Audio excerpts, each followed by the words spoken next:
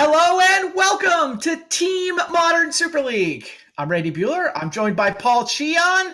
This is going to be a fun one, Paul, don't you think? Oh, absolutely. We are super excited. When we got the invite again to be a part of the Modern Super League, I mean, there wasn't even a question. We had to come here and defend our title. So we are looking forward to being able to do that during the course of this league. Yeah, it's an exciting time for Modern, too. I mean, you talk about defending the title. It sounds like we didn't know it at the time, but you guys were actively designing and developing Modern Horizons while you were winning the last Team Modern Super League, right? Yes, that was happening. So actually, it was really good timing for us because we were actually just very much on top of what was happening in Modern. So a lot of the people were actually just playing a whole lot of Modern, which isn't always the case because, primarily we're focusing on, of course, Standard and, all the future sets we make. Well, it looks like a sweet set. I mean, I know we had to get you guys on one of the first couple of weeks. Modern Horizons not quite legal yet in Team Modern Super League. It will kick in for week 3. It's an exciting time for Magic Online, in addition to being an exciting time for Modern. But I mean, the set just looks like it's going to play great. You guys are as excited about it as we are? Oh, absolutely. I mean, we are fully preparing for, Modern to be shaken up a bit. I mean, that was kind of the whole intention, right? I think it would be, not great for us if none of the cards that we designed for Modern ended up actually hitting. So we fully expect things to change, and we're excited about that. And, we only have a few weeks left. So this is going to be the last few weeks you're actually going to see Modern kind of as we currently know it, because there's going to be a huge infusion of cards from, of course, Modern Horizons. Yeah, that was definitely one of the ways I wanted to set this particular Super League up. I mean, we're coming off a Pro Tour, which was awesome. Now we get just a couple of weeks to sort of look at, I don't know, the before picture. And then, like I said before, Modern Horizons kicks in for week 3. We'll mess around with it a month. You guys can come in sometime for your second match and show us all the stuff we missed after the set's been out for a month. Is that what's going to happen? Yeah, we kind of wanted to, have the timing such that, we can play kind of some of the old Modern that everybody's familiar with, and that we don't want to come in right away when Modern Horizons came out, just because, hey, we want people to explore, all the cards and all the cool decks and all the cool synergies. And you know what? Oftentimes what ends up happening is people find things and tweak things that, we didn't perfect, right? We have general ideas as to, hey, there could be this deck, but, when it comes to Modern and the tens of thousands of hours that people put in, people are just going to have much more tuned decks. And then afterwards, after a few weeks, then we want to be like, okay, these are some of the things we worked on. Let's see if you guys saw, kind of what we had back in the day. Yeah, and I'm sure the public is going to find stuff that you didn't, but at the same time, I am curious to see what you guys may have come up with that the public won't see in the first month or so. So something to look forward to. The overall format here, by the way, if you've seen a previous Team Super League, we've settled on a format that I think works really well, where we've got 8 teams. This season's going to use the same format the last couple team seasons have used. There's 8 teams, and every show is 2 teams battling best 4 out of 7 matches. So tonight, Paul's play design team is going to be taking on Pamplemousse. That's Reid Duke, Logan Nettles, and why am I blanking? Gabriel Nassif. Thank you. Just whatever, small time Hall of Famer. No, the Hall of Famer one, right? So that battle, they're going to play best 4 out of 7. We'll just keep playing until one side or the other wins 4 matches, and then every team plays twice. It's basically 2 rounds of Swiss. So first 4 weeks, everybody plays their first match. Next 4 weeks, that's everybody's second match. After that, if you're 2-0, you go straight to the top 4. If you're 0-2, you're out. And if you're 1-1, there'll be exactly 4 teams at 1-1. They'll play for the other 2 spots in the top 4. So works out to be about a 13-week season. We'll be finishing up sometime in August, the way the schedule lines up. So. In all honesty, we kind of like this format a little more, only because for the last one, let's just say we spent a lot of hours planning, making grids, coming up with metagame charts and what beats what back and forth. And we were like, after everything was all done, we were like, that was a lot of fun. But I think we might have spent just a little too many hours making sure we try our best to try to win here. So now you just submit your decks and then see what happens. Yeah, the actual show itself, we have tweaked just a little bit. So it's still best 4 out of 7, but everybody has already locked in the schedule of players and the schedule of decks. Mm-hmm. So when the team submitted decks yesterday, they also submitted their schedules. And it's just set up where we know who's going to play who in every round. If the decks are not publicly known, just because we didn't want people sort of obsessing about the matchups ahead of time, tried to make life a little easier for players, right? Just show up, play Magic, This should be awesome. But the teams did both submit 5 decks. That's been the same as last time around. The only difference, there's no kind of king of the hill. There's no sort of figuring out on the fly what decks you want to play. It's just they're locked in, and we're just going to watch some awesome Magic. We do have one rule that the same 2 humans can't play twice, so you won't see any rematches. It's all sort of fresh matchups, and may the best team win. Oh yeah. So team play design. Team play design. I mean, I'm not going to say that. I mean, to be fair, I think, I had one of my most epic matches I've ever played just in all of Magic when I played against Reid Duke last time around, where I think I was playing like a black-green mid-range deck and he was playing Jund. And I think I mana screwed him out to ultimately win with Field of Ruin. So that was a nice feeling. That was a good feeling. I vividly remember that match, and the hilarious part to me, like I remember the next weekend replayed the same deck at a Grand Prix, and look, suddenly there's a basic mountain in this deck. Where did that come from? This time around, they also have a basic mountain in their deck, so we put the fear, in them. Field of Ruin mid range is definitely in our range. And the funny thing is, actually, that's a deck now that people play in Modern, just straight black green Field of Ruin. So it was fun to see that they submitted a basic mountain this time around. Makes sense. Yeah. Before we get started, we're setting up the first match. Before we get started, I do want to thank our sponsors. Cool Stuff Incorporated has once again sponsored. They've got cool stuff in stock. You know what else they have? They have a promo code for you guys. MH10 will get you 10% off any Modern Horizons card. You want to go pre-order Modern Horizons? You want to get them after the set comes out? That code will be live for the length of the season from Cool Stuff. So appreciate them doing that for you guys. We do also have Mage Market as a sponsor this year. This is it's the same app. They used to be called Snap Cardster, and so they've had teams floating around a couple Super Leagues, especially Vintage, where Echo Baron has just been crushing our Vintage Super League. But that app has like a card collection app with a market attached to it. Pretty slick app actually.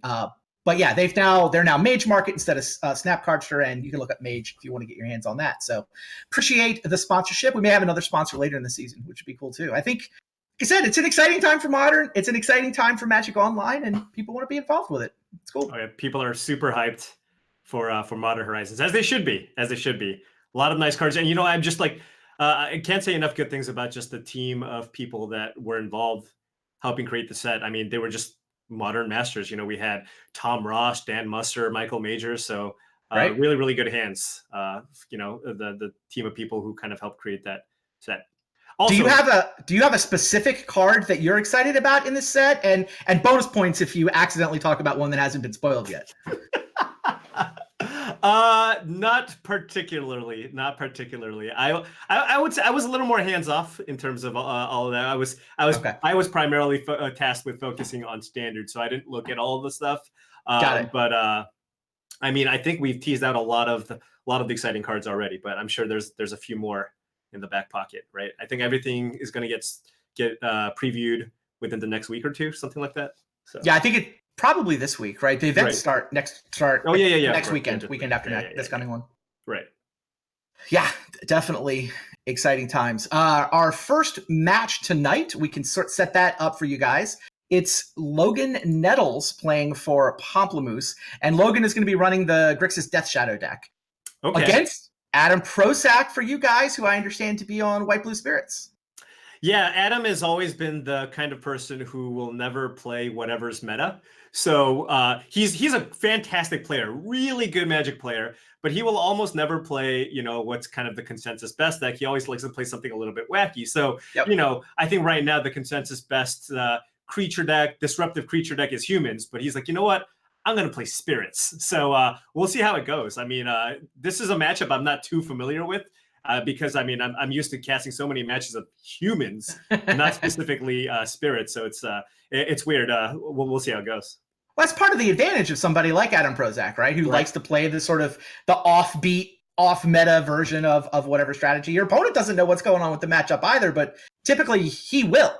Right. No, definitely. He, I think the part of the game plan there, I think the whole wombo combo of getting 2 Droxkull captains in play against specifically the Death Shadow deck, that's kind of what you want to do. But it's really, really hard to assemble that just because the Death Shadow deck is just hand disruption, removal, and 1 mana 10/10s. That's all that deck's trying to do. So, at the same time, though, not very good at blocking flyers, and the Spirits deck is all flyers. So it'll be some pretty interesting games, I think. I'm certainly curious to see, and it sounds like our players are ready. So let's go see what happens.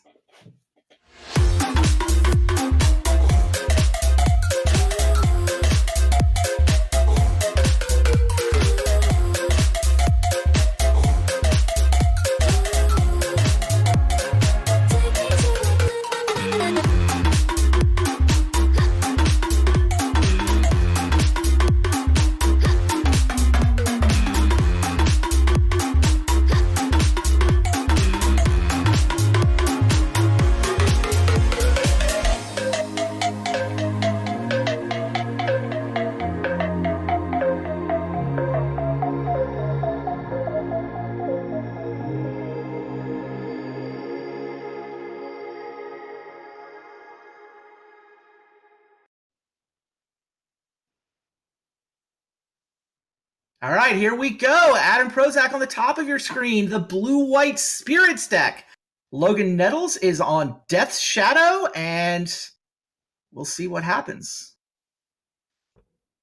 Yeah, taking a look at Adam's hand here. He's got the turn 1 vial. And what's funny was actually when we were out there in the pit, Adam was like, all right, Spirits, let's go. Let's hope I draw exactly 1 Ether vial and none for the rest of the game. So everything is going according to plan so far.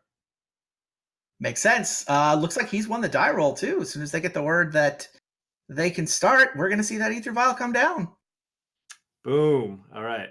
Happy to see that.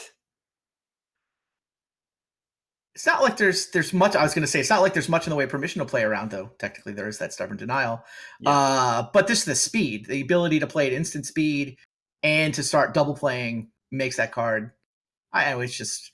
When you get exactly this draw, it looks good in basically whatever deck it's in, right? Yeah. I mean, it just gives you such a huge like mana and tempo advantage, especially turn 1, and being on the play is so important in this matchup because the Death Shadow deck has access to so much, 1 mana hand disruption. And Logan's hand looks solid but unspectacular, or is that actually just really good? It's kind of on the slower side here. So, the Thalia is actually going to do a good amount of work here. That's a good point. This Thalia is not good news. Yeah, I mean, he's got a few fetch lands, so he can get kind of low here. He's got the fetch lands with the Dismember, so it's not going to be too long before he gets this Death Shadow online. Yeah, obviously wants to get the Thought Scourer off before Thalia resolves.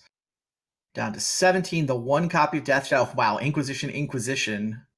But, right, but he's Thalia. Right, but only is going to be able to cast 1 of them here. So Thalia doing a lot of work here. That is, wow. I mean, he could just strip Adam's hand completely if it wasn't for Thalia. Exactly. Could also go for Dismember, but I think he might just want to go for this Inquisition because of a card like Geist of Saint Draft, right? If he has it in his hand, you really want to get it out because I think Logan's deck has a really tough time dealing with it. Except just, playing out blockers. What do you think of the decision to prioritize the Thought Scour over the Inquisition on turn 1? Oh, well, he actually didn't have one in his hand. He thought we got them both off that. Yeah. I'm like, he's got 2. How did he get it? No, duh, of course. He drew it off the Thought Scour. Yeah, right. Why did he not? Oh, yeah. He definitely would have played turn 1 Inquisition if he had it, I think. And here I went, like, it's Jabberwocky, so I was hesitant to question, but... Oh, yeah. I figured I was missing something. Just, if it's anybody from kind of that whole... Sugarloaf Duke family tree, I just Reid and Logan, I just assumed they just do it right, and I'm missing something. Yeah, 2 mana Inquisition. Yeah, probably taking this Geist here. Don't think he's going to take this Supreme Phantom. No other Spirits in hand. It's true.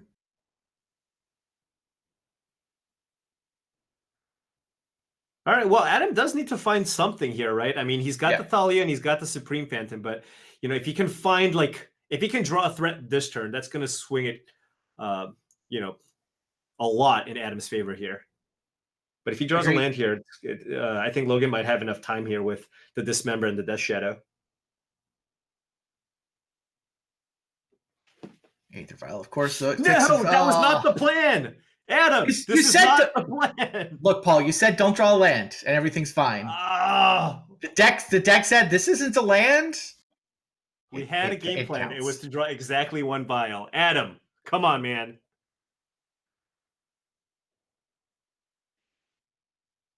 Logan's probably wondering what that card is. Is he supposed to use his other Inquisition? Like, what could it be that you couldn't cast, right? Yeah. He could just fire off Death Shadow here. I mean, if he fetches here, he goes down to 11, right. So it's going to be a 2/2 Death Shadow. Could also use Dismember. I guess Adam has access to Moorland Haunt, so he can make a Spirit with the Supreme Phantom. I mean, Logan can do both, right? He can pay 2 mana for Dismember and then 1 for Death Shadow. Right. Yeah, and the thing is, Inquisition is just not going to hit a whole lot, right? I mean, think about it. Like, Adam already passed. He already knows that he has Supreme Phantom in hand, which he can vial in. So I just think the Inquisition is so likely to miss. If Adam drew something like a Geist, he would have just slammed it here. Yeah, no, I think that pause was probably Logan running through the deck list. Like, how many 4 mana spells are there? Right? That's about the only thing he wouldn't cast. Is a 4 mana spell. Right. Okay, goes for the Death Shadow. I guess he's just leaving up Stubborn Denial / Dismember here. Right, he may also want to wait and respond to Aether Vial with the Dismember. Right. I assume you guys have the ability to make... there's the spirit that makes things untargetable, or am I imagining things? Yeah, Droxcall Captain's in the deck. You might want to just use Dismember on the Supreme Phantom here because the Death Shadow already kind of blocks the Thali already. Oh, nope. Interesting. Vial 3, Droxcall Captain, let's go. Yeah, I was going to say, letting the Vial go to 3 feels slightly risky with the Dismember. I guess Logan really values the Stubborn Denial. So yeah, Adam's probably going to run at this Mausoleum Wanderer here and put some pressure on Logan here if he wants to fire off that Dismember. Might need to do it now because he can counter it with the Wanderer. Because it's going to be a 2/2 when he plays it, so Logan's going to have to pay 2 additional mana.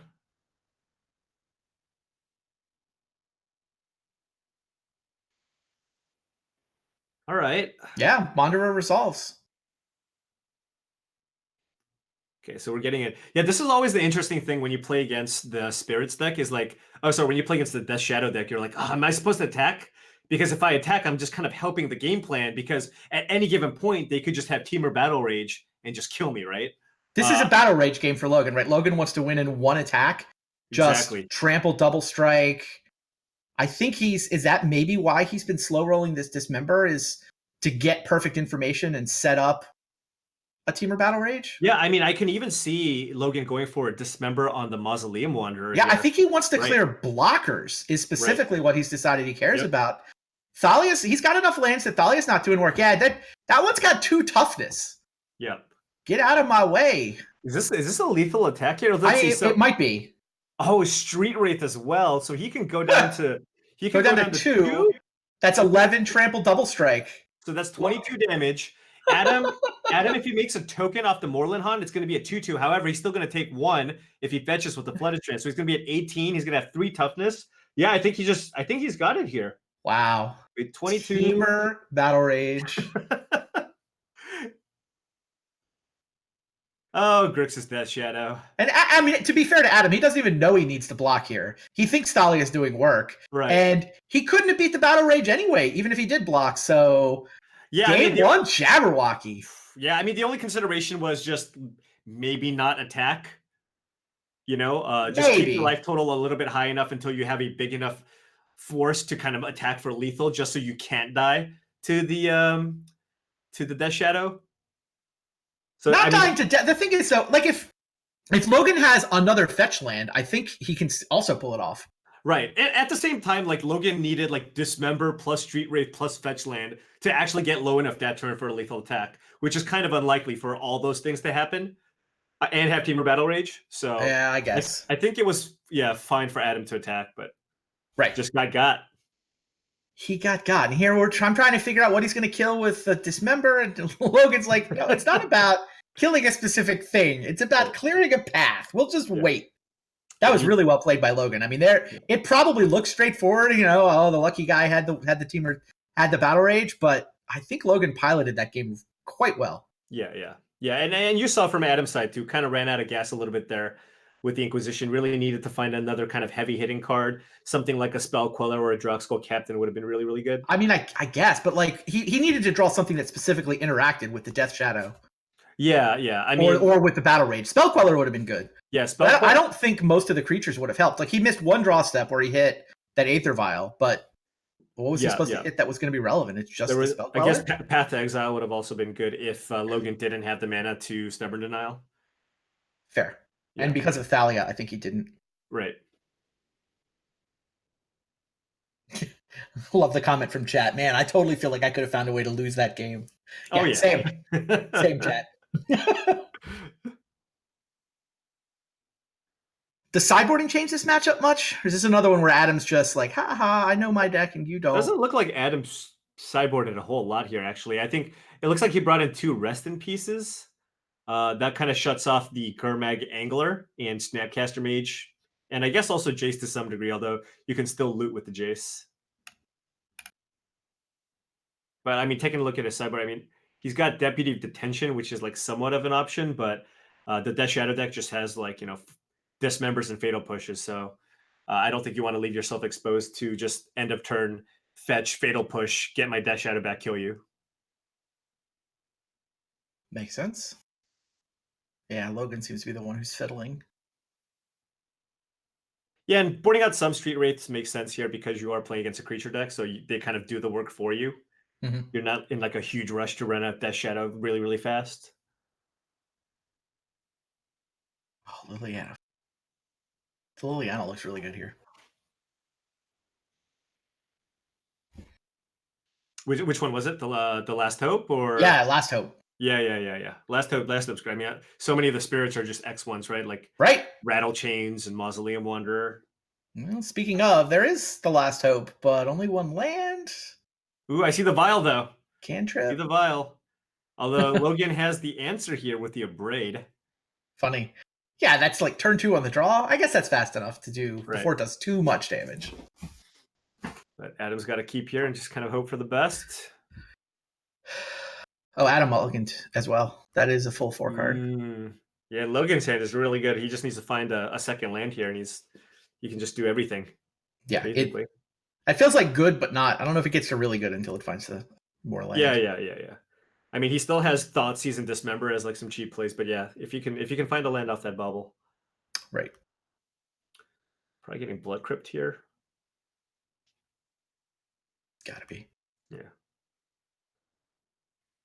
And so he sees no land. What do you take with this Thoughtseize? Probably Thalia. Right? That's the only thing that Adam can put into play next turn. And if he does find a land for Thalia, it gets like super awkward for Logan, who's only just on 1 land. Like he's gonna want that Path to Exile eventually. Right. But I mean, he can kind of play slightly more controlling game. I mean, Adam Mulligan, he's got the Vial, he's got Snapcaster Mage Liliana for value. So I agree. I think I take Thalia as well. We passed that test, Paul. Yes. Oof. I think I'm like 1 for 3 so far. So.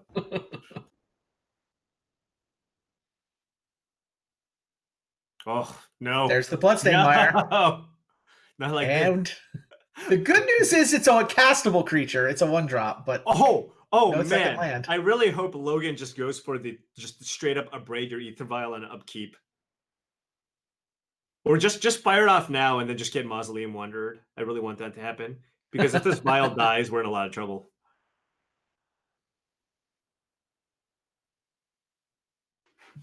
Come on, just fire it off, Logan. Just main phase it. Why not? What's the worst that could happen?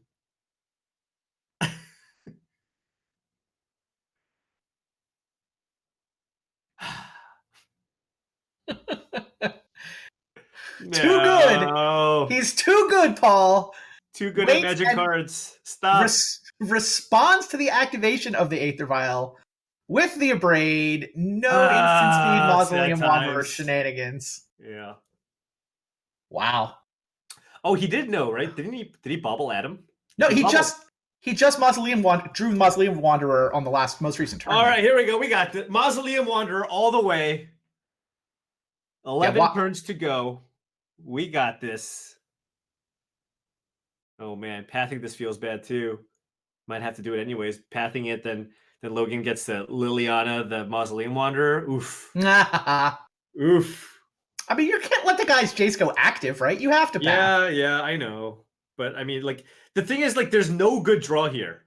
Like, land, you still don't get to play anything. Oh, God. What about 3-drop? Oh, God. 3-drop does seem particularly brutal. Okay, well. And yeah, like you said, the path delivered Logan the third land that he needs for Liliana the Last Hope. And this can't really get countered. There's no, like, Spell Pierce or anything, I don't think, that Adam has. So, yeah, that's going to do it, folks. That's all, folks. It's okay. We we're spotting them a match. Whatever, we'll get them back in the next few. Yeah, it is best 4 out of 7. Right. Still got a potentially long night of Magic to go. Yeah, I mean, these guys certainly need as much help as they can get, right? Oh man. And you guys are running 4 players tonight. We didn't mention that in the setup, but we have sort of softened the rules around teams a little bit, where your team can be 3, or if if you really want on a 4th player, it's kind of a drawback to have 4 players, because it means whoever the best player is doesn't get to come back for match 7 and play a 3rd time. So we're like, fine. You just want to include more people to have more people joining in on the fun. The schedule is set up even to Reid with the that. beats here. You rarely see this. He goes, what's a few hundred zombies between friends, huh, Paul? Because Liliana Ultimate we might see at some point here. Oh man. We might. It's okay.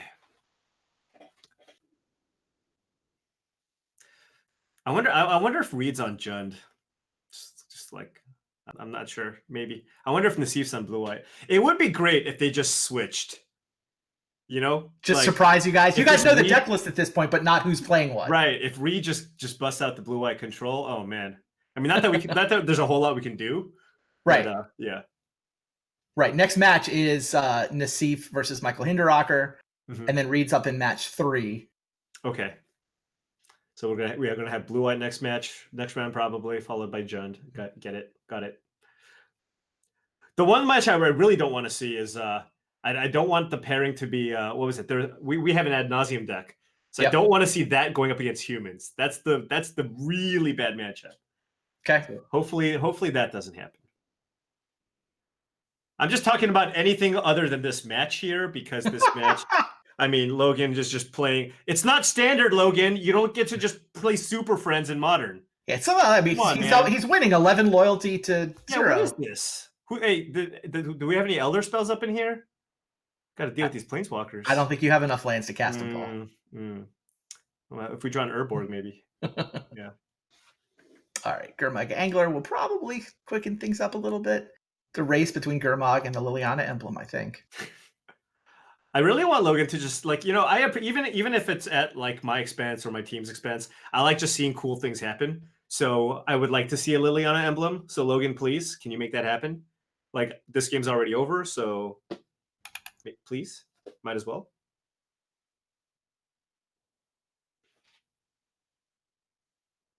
Just spell queller anything, Adam. Just do it.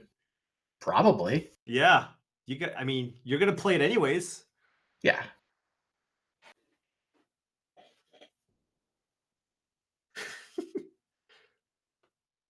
Oh my god.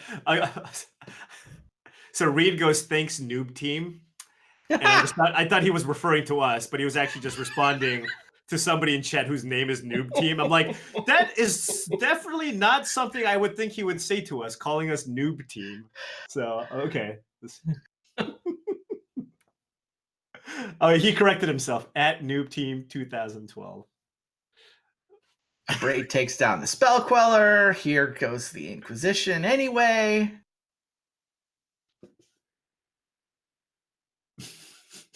Yeah, pretty savage opening matchup. I doubt Reid would ever be that rude. You are correct. Yeah, a little out of character. That's how you know. One more turn. That's what you're reduced to rooting for? What can we do? We just got some Windrakes we're gonna play here. Look at this. Yeah. Windrake.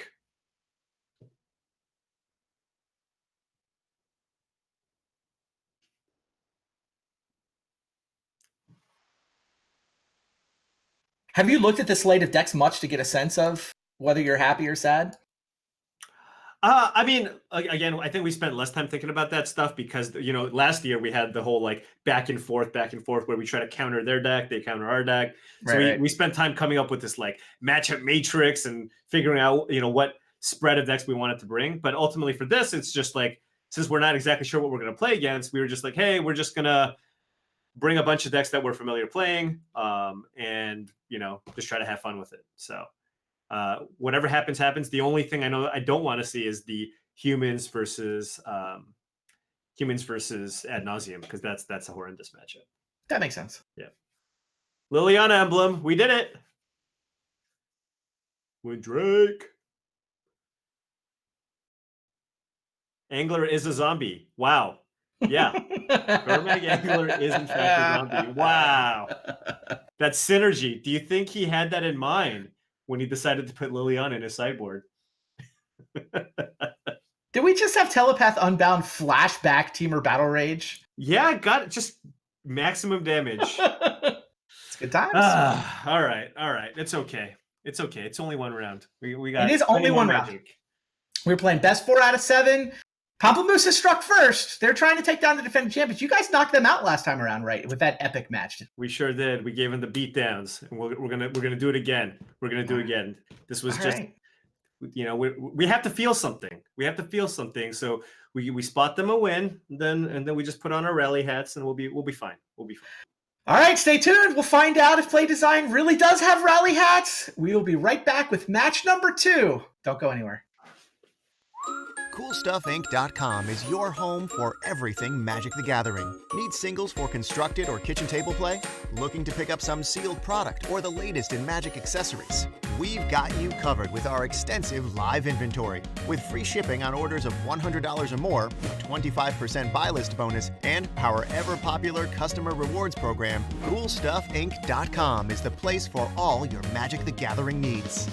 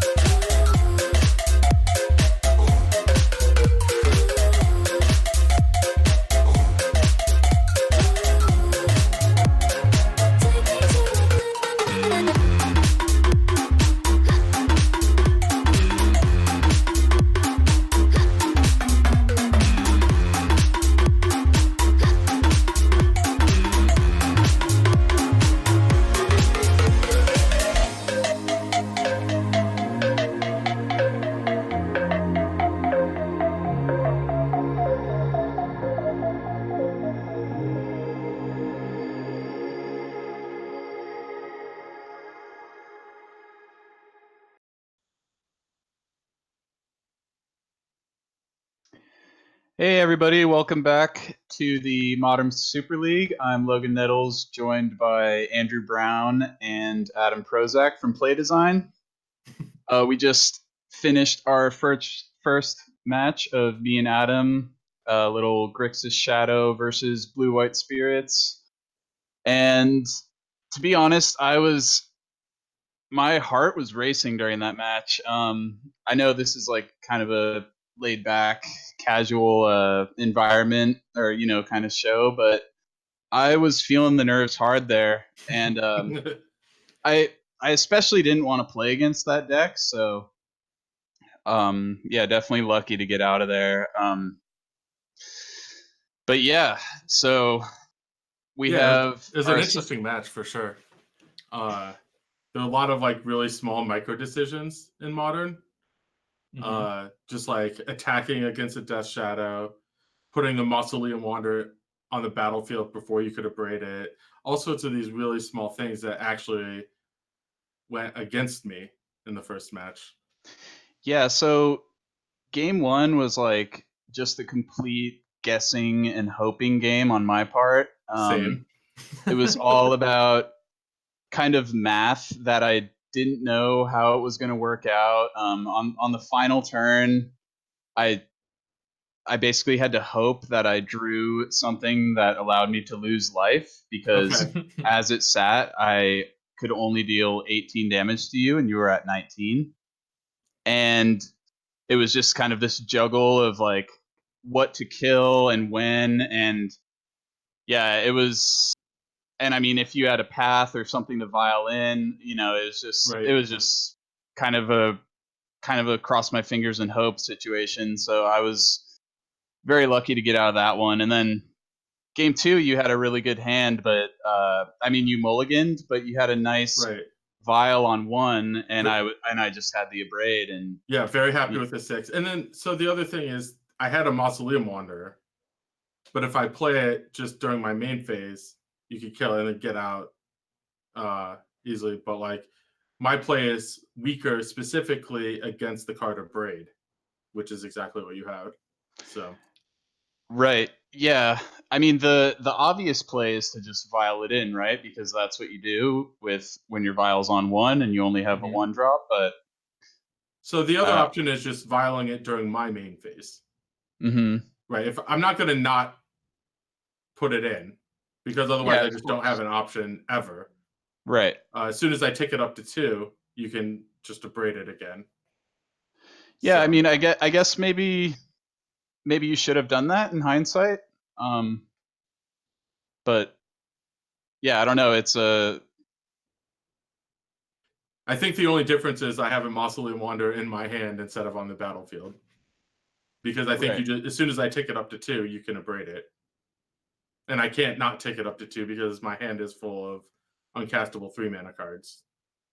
I considered pathing my own Mausoleum Wanderer, but I didn't think that would be remotely a winning line. I'm already down a card to mulliganing. Right. Yeah, and after that, it was just kind of a nightmare for you because you just drew all 3 drops and you were forced to path a Jace that I drew that turn. And right, because that Jace was gonna run away. The second Jace ran away with the game. Yeah, I was watching that game. I went to go get a drink, and then there were a bunch of planeswalkers on the other side of the battlefield. I was very generous. I let Logan ultimate. I don't know. Liliana. I understand why you would do that, because like seeing as we did win the last Super League, you definitely got to give away some points. I'm not planning on giving away any. I was not planning on giving that one away. Oh, okay. All right. Logan earned that one. Okay, we had differing goals. Okay. Yeah, sure. Well, I will say that's the first time I've gotten an extra zombie off of Liliana because of Kermagging. I was like, oh, okay. That's kind of cute, Yeah. Gotta get the value when you can. It's a nice little combo that my deck is built for. Yeah, I guess that's a combo. So yeah, but anyways, we have plenty of matches tonight. We've got up to 7. Yeah, up to 7. The rest of my team is Gabriel Nassif and Reid Duke. You have excellent teammates. Who else is on your guys' team for tonight? It's myself, Andrew, and then Jadine Comparens and Michael Hinderaker. Okay. Two of our newest additions to Yeah, Play newest Design. additions to Play Design. Right. So so we actually, as Andrew said, we battled last year, our same teams. Mm-hmm. And you guys were there, but these two new additions weren't. So definitely a little bit of a mix on your guys' end. I happen to know, or we all happen to know, that Jadine really liked Jund, so we knew that was coming. Yep, that's for So sure. like, I mean, obviously you guys knew that we were gonna have Jund, so it made it kind of evened it out a little Jadine on was that front. very excited about playing a mirror match. Oh, okay. Yeah. She might get to, right? Yeah. So we got our players ready right now. Our match is ready, so we'll go to that. Let's do it. Nice.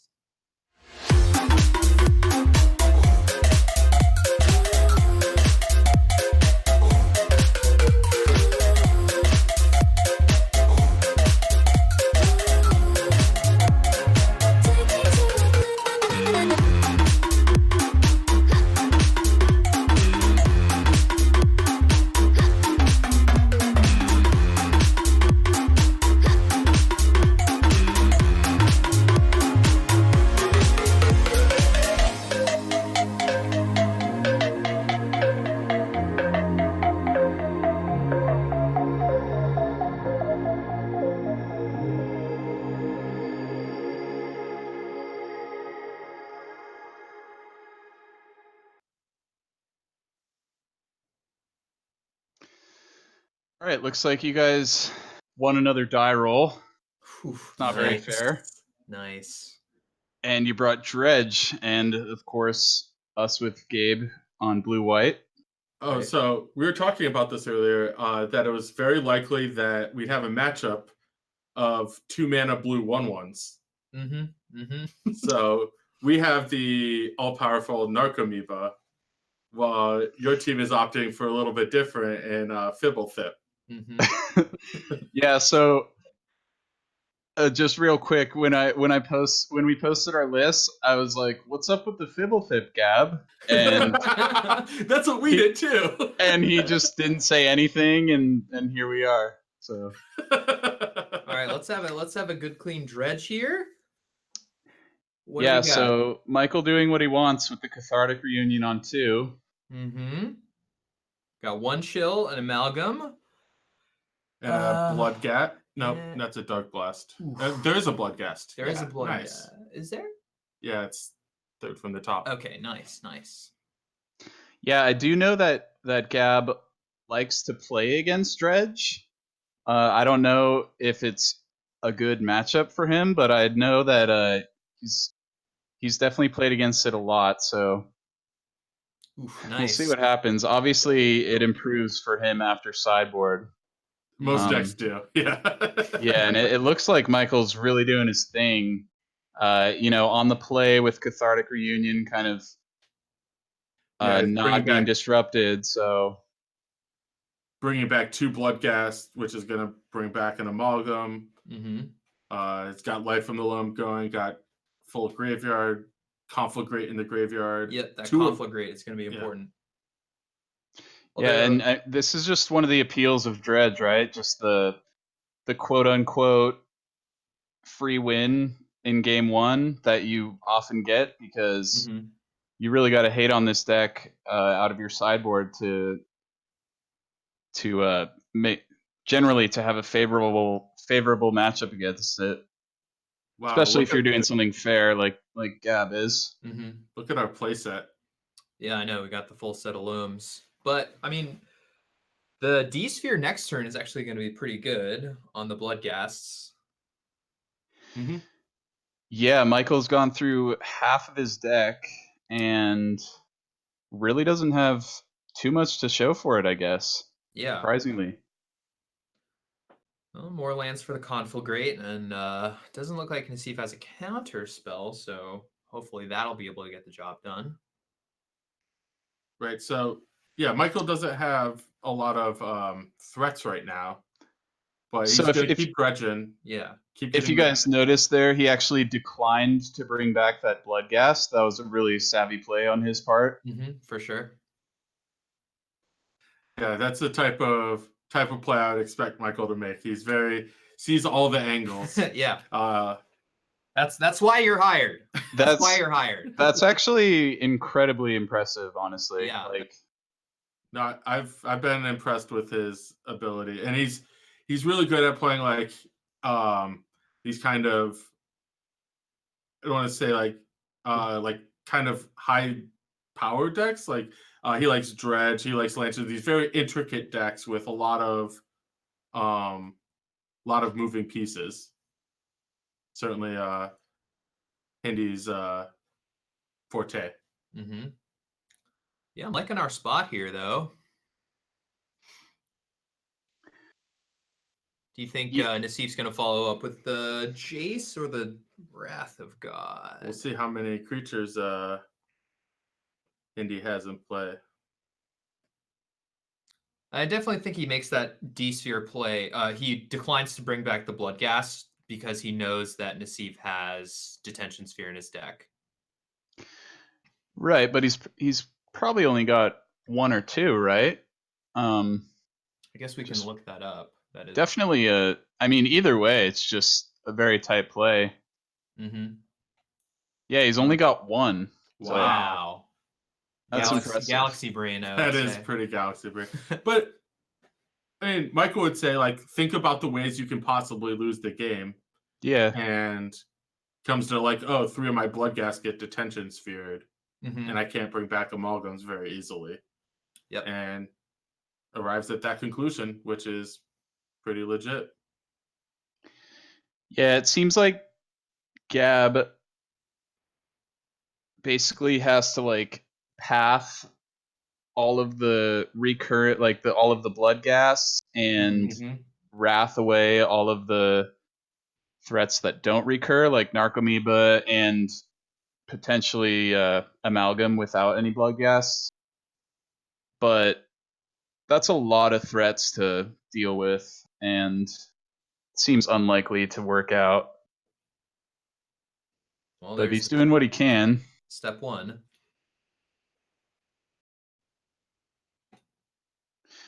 Yeah, so I'm sure he plans on flashing in the click to probably block the amalgam and hope that he's got to do something to stymie the offense here. Yeah, there's another chill and a Narcomoeba, so even if he does... Oh, no, wait. Yeah, so that'll bring him down to 10.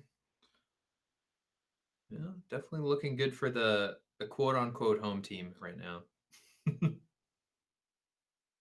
Yeah, one option Indy had, I don't think he took it, but was actually dredging the Dark Blast. Oh, to interesting. play against the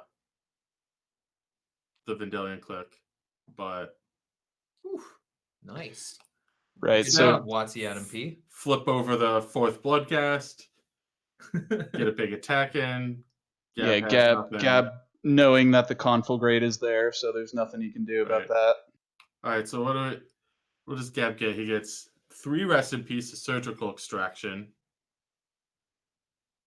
And those are the big ones. Yeah.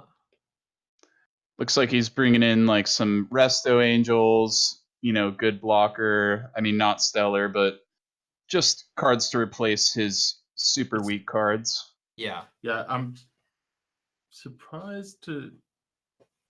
Yeah, Path of Exile would be a card I would somewhat expect. Yeah, I'm a little surprised about that. Small ball dredge. Like, if you can only dredge for a little bit before you get Rest in Peace, I think cards like Path of Exile and Celestial Purge are pretty good at cleaning up the leftovers.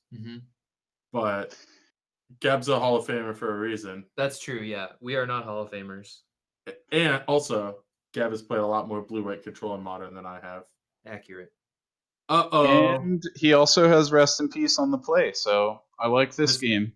This is going to be challenging to win for Michael. I still believe, though. I saw the 4 Nature's Claims.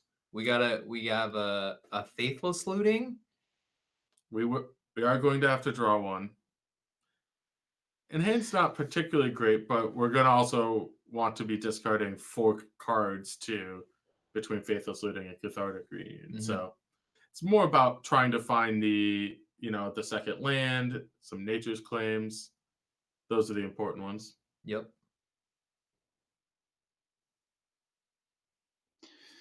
And Nature's Claim off the top. I accept land 2. That looks like Ooh, all right, all Trophy. right. I'm into that. Just gotta find the land now with this Faithless Looting. Also, the discarding here is often pretty challenging. Oh yeah, because it definitely has to play around that Rest in Peace. Right. I would put one of the. I think you have to put the Life from the Loam. Yep. The graveyard. But maybe you don't. Like maybe you try and do it when you get Cathartic Reunion. Maybe you just put, say, Prized Amalgam and Bloodghast. Maybe went with Prized Amalgam and Narcomoeba. And so we don't get those anymore. Yep. Here comes the pain. Brace yourself. Oh wow. Oh wow, the Logic discipline. instead. Oh wow. Man, these guys are playing a little above my head here, Agree. and just straight up better than I would. I mean, I think it's a good play by Gab. Also, he knows that Michael doesn't have a dredger, so why rush things when he has the Dovin's veto. So I mean, Michael can't really do anything that crazy on his turn when Gab's protected. So right. And I think Michael made a pretty good play. He's like, oh, I need a dredge in the graveyard. How about this card I can cast? And just to give me back 2 lands is also pretty nice. I think Logic Knot's going to take care of that. Unfortunate. yeah, one thing we kind of overlooked is he really needed to draw land that turn, and he did. And I wonder how much if that factored into his discarding decision. Because he doesn't really want to dredge yet because he needs to draw a second land. So Yep. That obviously had a lot to do with it. Oof. Not a good draw. Not a good draw. Yeah, so Michael has the trophy, but he's really just not doing much, right? So right. The Life from the Loam was actually really important to his hand as well, as the only dredger and just a way to get some extra lands. Now Michael just has a bunch of cards you actually never want in your hand. Yeah, but we'll peel a Stinkweed Imp. It'll be good. We're gonna need to. Ooh, Narset. It's pretty Wow. good. Cathartic Reunion. Yeah, Narset against Cathartic Reunion. That is It's hilarious. And the Surgical. Wow. Oh, I told you. Wow, I had it the whole time. I don't know if that's what you wanted, Andrew. No, that's definitely not what I wanted there. All right, going for the Conflagrate for 0 play. Solid play as normal. Yep, got to get something going on.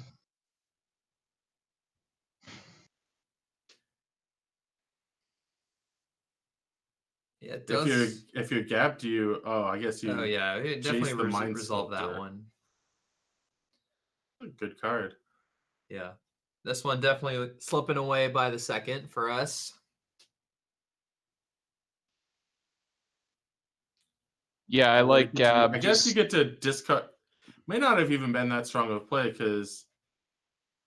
I guess you're going to follow up with the Surgical because otherwise, if Gab doesn't Surgical here, he loses both of his Planeswalkers. Right. Definitely did that with that intention, though. Of course. For sure.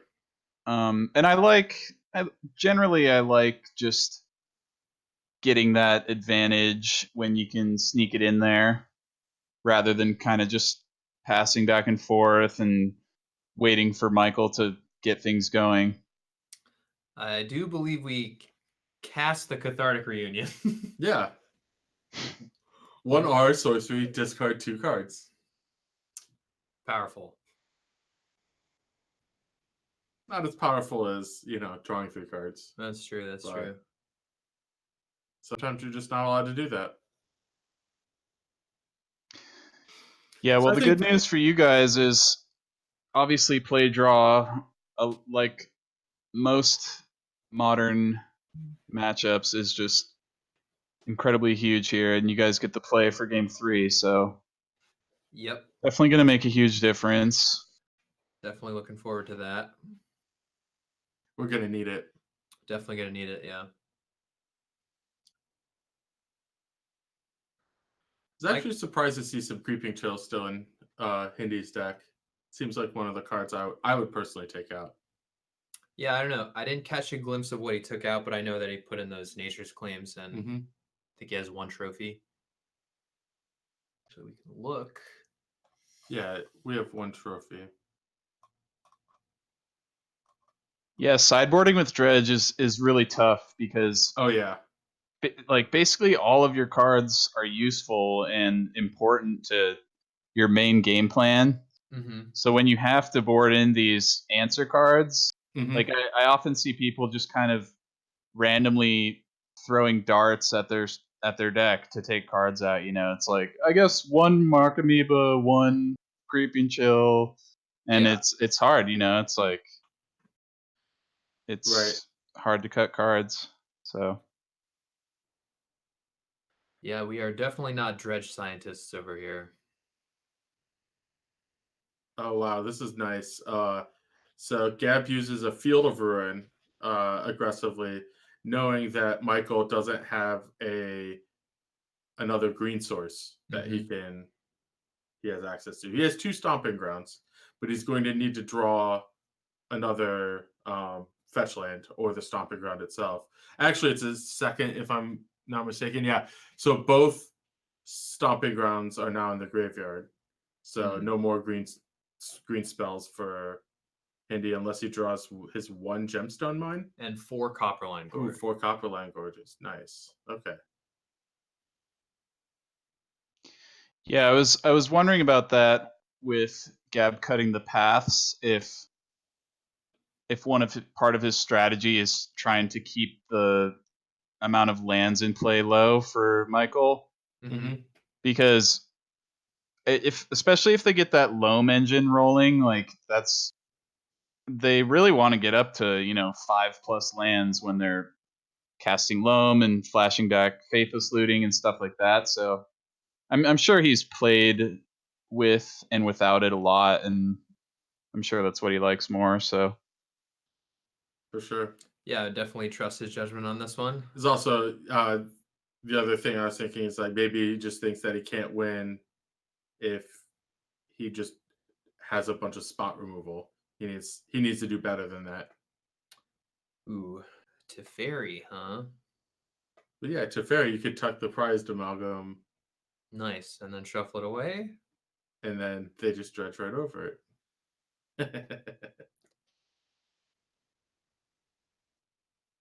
Looks like you might get 3 1/1s here. No.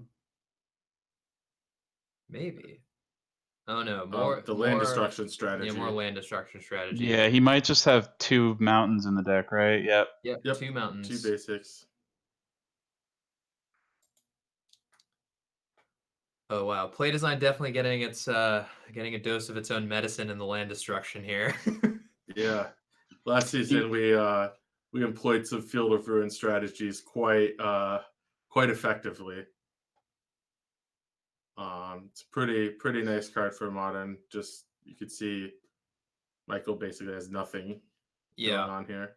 But he's definitely taken a page out of the Reid Duke book and never given up like that.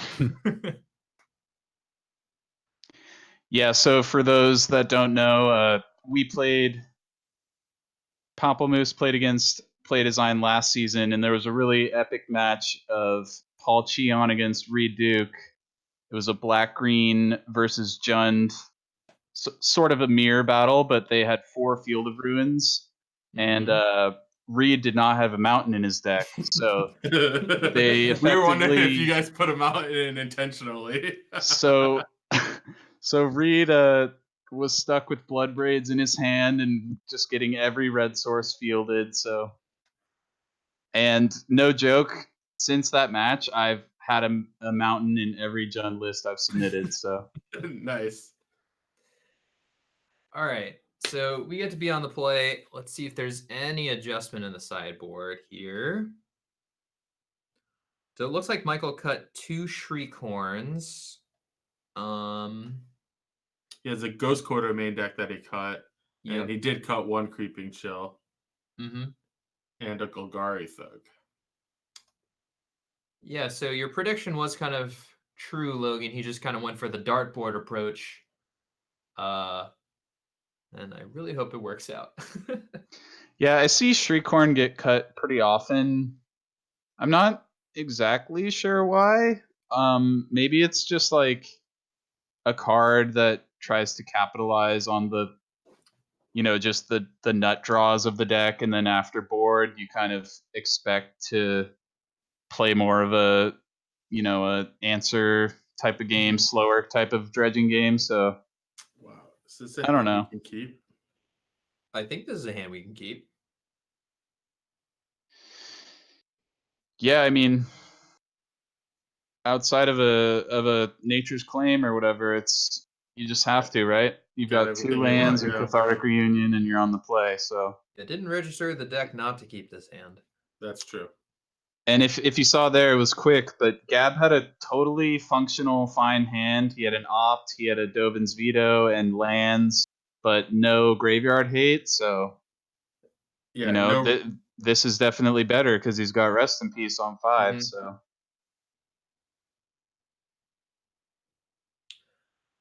And yeah, from our point of view, we don't know if Gab topped or not. Oof. probably I'm guessing top. he did. Yeah, he probably topped that one. Or bottomed and got lucky. Ooh, this gemstone mine is actually pretty nice. Mm-hmm. It'll let us hardcast our prized amalgams. Very nice. Yeah, so it's going to be a big deal here if he can hit like a Narcomoeba off these dredges before the Rest in Peace comes down. Yep. Or a second dredger. It looks like this. Yeah, we got an imp, but no 1 chill. Just a chill. Okay, yeah, I mean, yeah, that was a big turn for Narcomoeba, because if we hit a Narcomoeba, then we'll get the prized amalgam back for free, and that's a big deal considering we're losing our graveyard right now. Yeah, that was a huge deal. Even if there's just 1 Narcomoeba and 1 prized amalgam in play right now, that's probably enough to pressure enough with what Gab has going on. Yeah. But now it's definitely going to be close. Michael can kind of reset by just casting a loam, or just casting his cards, I guess. Yep. I've definitely been here before. We call this one the Centaur Cursor. Yeah, Centaur Cursor. Oh, I'm sorry. I don't know what I'm saying with casting a loam. That would do absolutely nothing. You put the Life from the Loam in exile. No, you're definitely trying to sabotage our gameplay. And I was thinking like the Rest in Peace did its job and now it's gone, but now we still have to find our Nature's Claim. Ooh, another Centaur Courser? Or another Centaur Courser.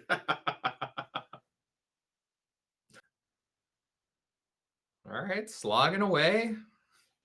I don't think the beatdown plan will work against Gab's hand. That's true. Bam. To some degree of bam.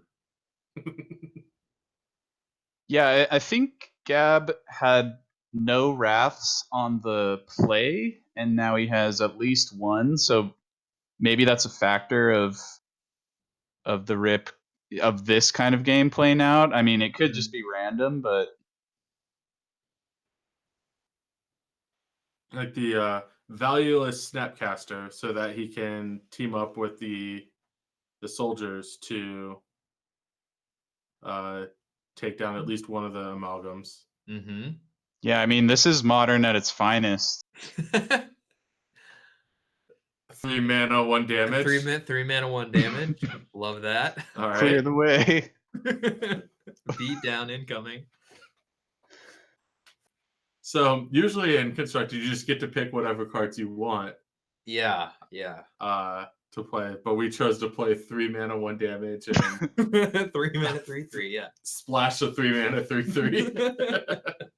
I like That's I like 2 mana, discard 2 cards. That's a nice one. We'll hold on to that design in our pocket. Yeah. Coming to a standard set near you.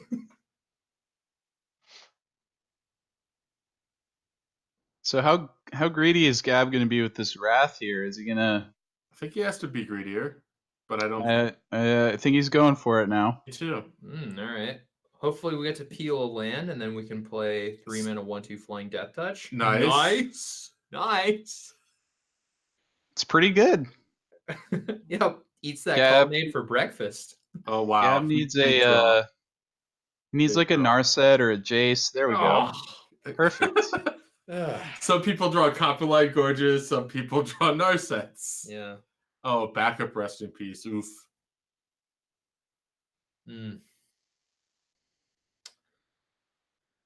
Oh, we have double Stinkweed Imp to pressure this Narset. So Yeah. Got more where that came from, bub. We're in great shape. Yeah. And the time has passed to play around Detention Sphere. Yeah. Not into that. Cannot afford. Draw 2 cards. I'm just glad that we have a 0/4 to block these 2 ones that are going to come down eventually. It's going to be important. I'm worried about the Stinkweed Imp versus Celestial Colonnade race. Yeah. We are at 22 though. Nice. How do we gain life? Well, Gab did effectively totally whiff on those 6 cards that he just saw, but that's however, you get to draw the 7th card, and it's gonna be rough. Oh, the beatdown. Yeah, the race is on. Yeah. And he has an Ambush Viper too. Nice. Yep, backup rip. Taking advantage of Vigilance. Oh, Oh, no. wow. Oh, no. That's good. Oh, we hit the colonnade. The right? colonnade. Yeah. Ooh, should do it now. Avoid those counter spells. Definitely an unintuitive play of attacking with the colonnade there rather than holding the cryptic for something tricky. So, I mean, I like it. It kind of just shows that Gab definitely knows what he's doing, you know? Yeah, and we're going to go for the trophy on the land, and then we're going to get de-sphered. Yeah, there's no Maelstrom Pulse, right? Nope. We can draw Nature's Claim, theoretically. Right, and yeah, for the D-Sphere now. So, yeah, it looks grim. I do find it super funny that these games just kind of devolve into essentially limited games, right? Like we have an 0/4 versus a Sarah Angel. 2/1 Flash. Oh yeah, of course, yeah. Jace is really good at limited. That is not a limited card. Take that, Snapcaster Mage. Yeah. Ooh, we see some Logic Knot Rest in Peace interaction. Nice. Some land destruction. Yep. Smart. Drew Cathartic Reunion. That ain't terrible. We're gonna do the other half of Cathartic Reunion. We're gonna draw 3 cards only. Is that we got a Hardcast Creeping Chill coming in? Yep. Hey, there's the Nature's Claim for the D-Sphere. I don't think that's what we need to go after anymore. Sure. Ooh, nice hardcast. Yeah, if the Jace weren't drawn last turn, I might give you guys a 1%, but I don't think I can anymore. I understand. No, that's understandable, yeah. We do not have any cards as powerful as Jace the Mind Sculptor provided a rest in pieces on the battlefield. So And the double cryptic. that's why Jace is strong. Mm-hmm. Because if you get to brainstorm and return the card quality, right. Your hand goes really, really. You get to draw a lot of cards, and only keep the ones that are strong. So we get to hardcast this chill. Yeah, chill out. Yeah. Oh, that puts Nassif at 10, so right in prime Bloodgaster territory. Bloodgast range. So we might have to, use some of these logic knots. Yeah, Very get nice. out. Oh wow. Well, I will say that I'm proud of Gab for mulliganing to a rest in peace and getting lucky with his land, and sometimes luck is all you need. Yeah. And he played well as well. So. Oh yeah, he definitely did. I could see why Gab likes playing against Dredge. Like Yeah. he has some very somewhat counterintuitive strategies. Ended up working out very well for him. Yeah. But we're down 0-2, but we're gonna keep fighting. I'll see you in the 4th round, Logan. Oh yeah. Can't wait to get back in there. Yeah, definitely.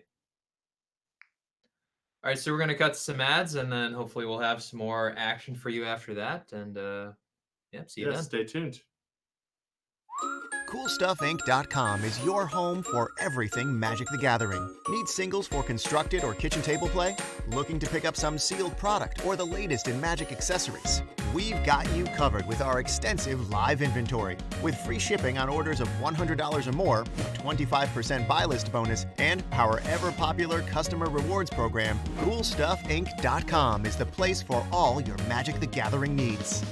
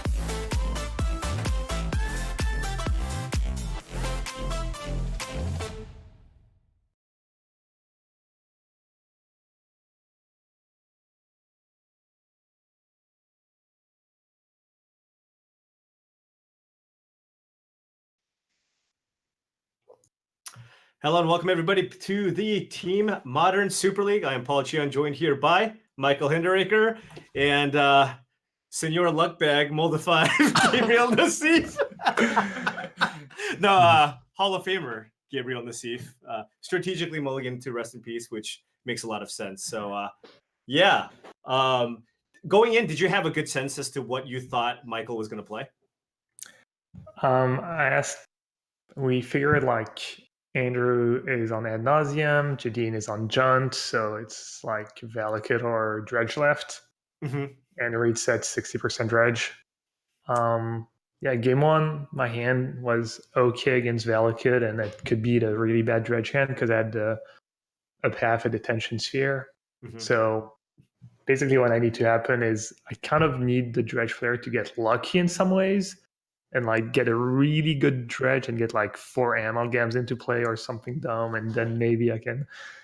But I don't know. I didn't want to. I only have 1 surgical in my main deck, so if I had 2, I might have mulligan. I think the highlight of game 1, and we were so proud of Michael, was when you went for the Path to Exile. When you went for the Path to Exile on the Amalgam, and he had a 3rd Bloodghast in the graveyard, and you had a Detention Sphere in hand, we were like, Michael, please do not put the 3rd Bloodghast in play. He might Detention Sphere. And when he didn't, I was like, oh my God. And then I was making sure, because I was loud. I was like, play design. And there was definitely nobody else in the offix except for Corey Bowen, so it was okay. But yeah, I mean, were you thinking specifically of Detention Sphere there? Or? Yeah, that looked like the only way I was going to lose that game. Basically, in that matchup, so I know that Gabe's listed on Terminus, but you have to be a little bit careful of getting all of your things Detention Sphered or Terminus away where you don't have access to them. So if you can keep 1 available through Detention Sphere or Terminus, that's basically what I'm trying to do. No, that was definitely, I was just like, okay, that's probably the only way we lose. I mean, I think we were still a favorite even if you did put it into play, but that was really smart. But of course, after sideboard, I mean, things get a lot tougher for the Dredge player, and we were just hoping that you were just going to whiff one of the games. Yeah, obviously, I've played against Dredge online a lot. It's really popular online. There was a PTQ this weekend. Top 32 was quarter blue-white, quarter Dredge. Okay. And so I've learned to respect the Dredge menace, and I think you need like 5 like 2 surgical, like 5 hate cards to be a favorite after sideboard to make up for a pretty bad game 1. I actually have 2 surgical in my main deck right now, but when we posted the list, when we submitted the deck list a few days ago, I only had 1. I go back and forth, I guess, but right now Dredge is really popular. Right. You had to have been getting a little bit nervous though, right? Game 3, mulligan to 6. We were going to 5, and we were like, oh my God, no more rested, please. He's gonna mulligan. I was actually kind of hoping you kept that 6-card hand with the Wall of Omens, D-Sphere, 4 lands. I was just like, come on, Gabriel, just keep it. Nobody likes going to 5, but you did the correct thing and got wrecked. No, yeah. I kept 7 by that point too, yeah. Sorry? You could see I kept 7 before you went to 5. Yeah. Too. Yeah. Right. Yeah. I mean, obviously it sucks because even if I get a good 5-card hand, you have Nature's Claims and stuff, and you can beat a hate card sometimes. But yeah, no, I've played the matchup a lot, and there's these hands that are kind of tempting. You're like, oh, I have a Path to Exile and a Tension Sphere, maybe, but it's the Dredge.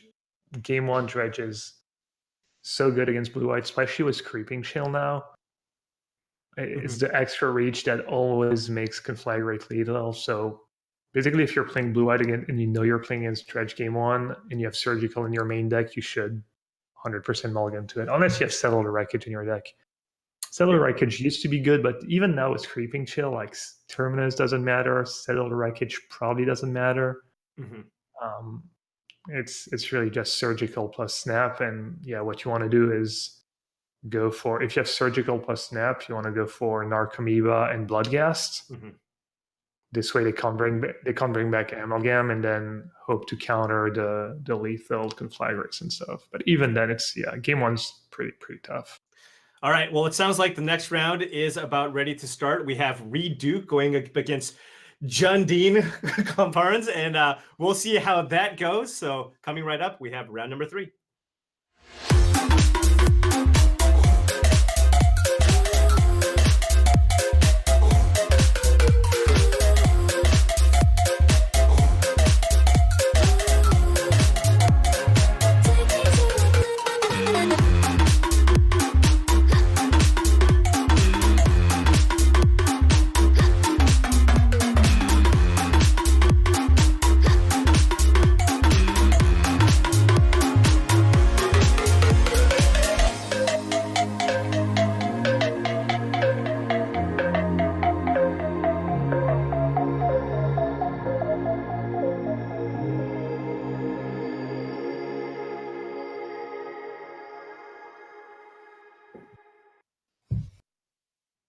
All right. Hello and welcome to Team Modern Super League Week 1. We're about to enter round number 3 with Jadine going up against Reid, and Jadine is on Jund. And Reid, what is this? Why is he not on Jund? What's going on here? Goryo's vengeance? Oh no! A little curveball. Yeah, little curveball. I mean, I guess it's in everybody else's range to play Jund, but Jadine was specifically hyped for this matchup. She was like, I really hope Reid is on Jund so I can out Jund him. She was really hoping for this, right? She was. Fortunately, this looks reasonable against Goryo's as well. Yeah, no, I think it's all fine. But the one thing that we wanted to avoid was ad nauseam against humans, and that's still alive, so I'm kind of scared. I really actually was hoping for Reid to play humans so that we would dodge that when it's Andrew's turn to go. But oh well. What do you think about this matchup, Gabriel? I'm kind of a one-trick pony when it comes down to modern, maybe like 2 or 3-trick pony, but so Islands and Plains all the way. Yeah, I've been playing blue-white for before they unbanned Jace and before you guys designed a Field of Runes. So so you were playing blue-white when it was bad. Yeah, and I was still doing well with it, but yeah. Oh, sick brags. Sick brags. Gotta get the brags in there. Well, I mean, you gotta get it, and I appreciate that. Jund, in this matchup, I'm assuming, despite the disruption, I'm assuming game 1 should be good for Goryo's. I don't know what you guys think. Yeah, I mean, it seems like, at any given point, Reid just has the ability to just draw something off the top here. But I mean, I really like Jadine's start. I mean, Thoughtseize Dark Confidant. I mean, as good as it gets. Yeah. Yeah. But I mean, I never know. Yeah, sorry, go ahead. No, go ahead. Yeah, I was gonna say I have very little respect for the Goryo's Vengeance deck. I don't know, it just seems to lose to itself so often. You have to get there, and even when you get Crucial Brand in place, sometimes you still lose. I don't have a ton of respect for the deck, even though it does well occasionally. Actually, I was joking already. I thought Reid and Logan submitted the version was the boar, the new version. Yep. And what the heck is it had server, Generant server, and race forerunners. No. The 6645. Oh, Ilharg. I was like, okay, you said the boar. I'm like, there's lots of very powerful piggies in Magic right now. But yeah, that makes a lot more sense. Ilharg. Yeah. Oh, okay. So Reid is actually pretty close here. He's got 2 lands, 2 Simian Spirit Guides, and Through the Breach. So any mana source, and he can Through the Breach in that Gristlebrand, and he has Nourishing Shoal for Worldspine Worm. Yeah, exactly. He can also just Through the Breach in Worldspine Worm too, if you want. He can actually do it right now, I believe, by splicing Through the Breach. Oh, he can splice. Oh, right. It's an arcane spell. That's why we have Michael in here to actually say the relevant things. All right. Lucky. Hopefully, I'm wrong about the Goryo's deck, and it actually can kill its opponent when it gets Crystal Brand in play. Everything is fine. No, it's not fine at all. Ooh, this is rough. Oh, that's a lot of cards. Reid, why you do this to us? You were supposed to play fair. Yeah, that's brutal. That is a lot of cards. He did use 2. I don't have the exact list on. He used 2 Simian Spirit Guides, right? Does he have any rituals? Exactly. Does he? I don't know. He's on your team. You should know. Yeah, I don't know. I told them, guys, I'm gonna play blue-white, and you guys can figure out the 4 other decks. I'll get 2 as blue-white if I have to, and you just need to. Oh, he does have a ritual. Okay. All right, so we're good. Yeah. Well, no, he only has 1 Simian. He has a land drop too. Yeah. Yep. Reid know what he's doing. Come on, man. Yeah. Why do we ever doubt Reid? Come on. Yeah. Makes sense. So he can even get more mana if he does the Nourishing Shoal thing, right? And splice Desperate Ritual. Yeah. He can make as much mana as he needs or wants, basically. I like the sound of that. So what's Reid ultimately trying to do here? What is he doing now? He's gaining a ton of life. How does he actually finish off the game? I think he puts Borymos into play and then flings a bunch of lands at Jadine. I can see how that would get it done. What about this lightning bolt though? Maybe get this Reid get the 3 somehow. If Reid gets really aggressive with the Gristlebrand for no real reason, He doesn't even have enough cards. Oh no, he can still do it one more time, I guess. you know. To be fair, Reid's not really familiar with John, so he might forget about lightning bolts. yeah, I mean, the actual problem is that he can forget, and it's still not good enough because the shill is an instant. Yes. Unreal. Yeah, you're Look running at- out of options here, Paul. Oh man, what do we have? We have Andrew Brown. Hey, keep it. Hey, you lost game 1 in the last round. All right, so we're still alive here. This deck loses to itself all the time. Otherwise, this thing would be winning a bunch of tournaments, right? So, or else it would be the best deck in yeah, Modern. Otherwise, we would have to have some discussions about whether or not we should let this deck be a thing. But if Reid keeps winning with it, maybe we'll just. No, I'm just kidding. I'm totally kidding. Everybody, totally kidding. Would definitely never do that. And Reid makes a bunch of mana and wins the game. Whew. All Man. right, sideboard time. It looks like Jadine has a few extra discard spells, brutalities. Maybe Fulminator. Maybe Fulminator Mage is more impactful than some of the other cards she has. She also has Grab Digger's Cage against Goryo's Vengeance. Yeah, Michael, what do you think JD is going to bring in out of the sideboard here? I believe she'll bring in. I would bring in Fulminators, the Cages, Brutalities. Maybe I think she has 2 Surgicals as well. Do you like keeping the bolts in? Like, are you like an aggro deck? Is that what you're trying to do, or? I think it's hard to win that way. I haven't played a ton with or against Gristlebrand, but my inclination would be to try to win with denying Reid mana. Mm-hmm. I think it's pretty hard for him to win from the graveyard. I think it's a lot trickier to win with Goryo's Vengeance than it is with Through the Breach. Whoa, what's going on? Bloodbraid Elf. Yeah, I think she's trying to play the most controlling deck that she can. Okay, so she doesn't want to tap out and just have mana up.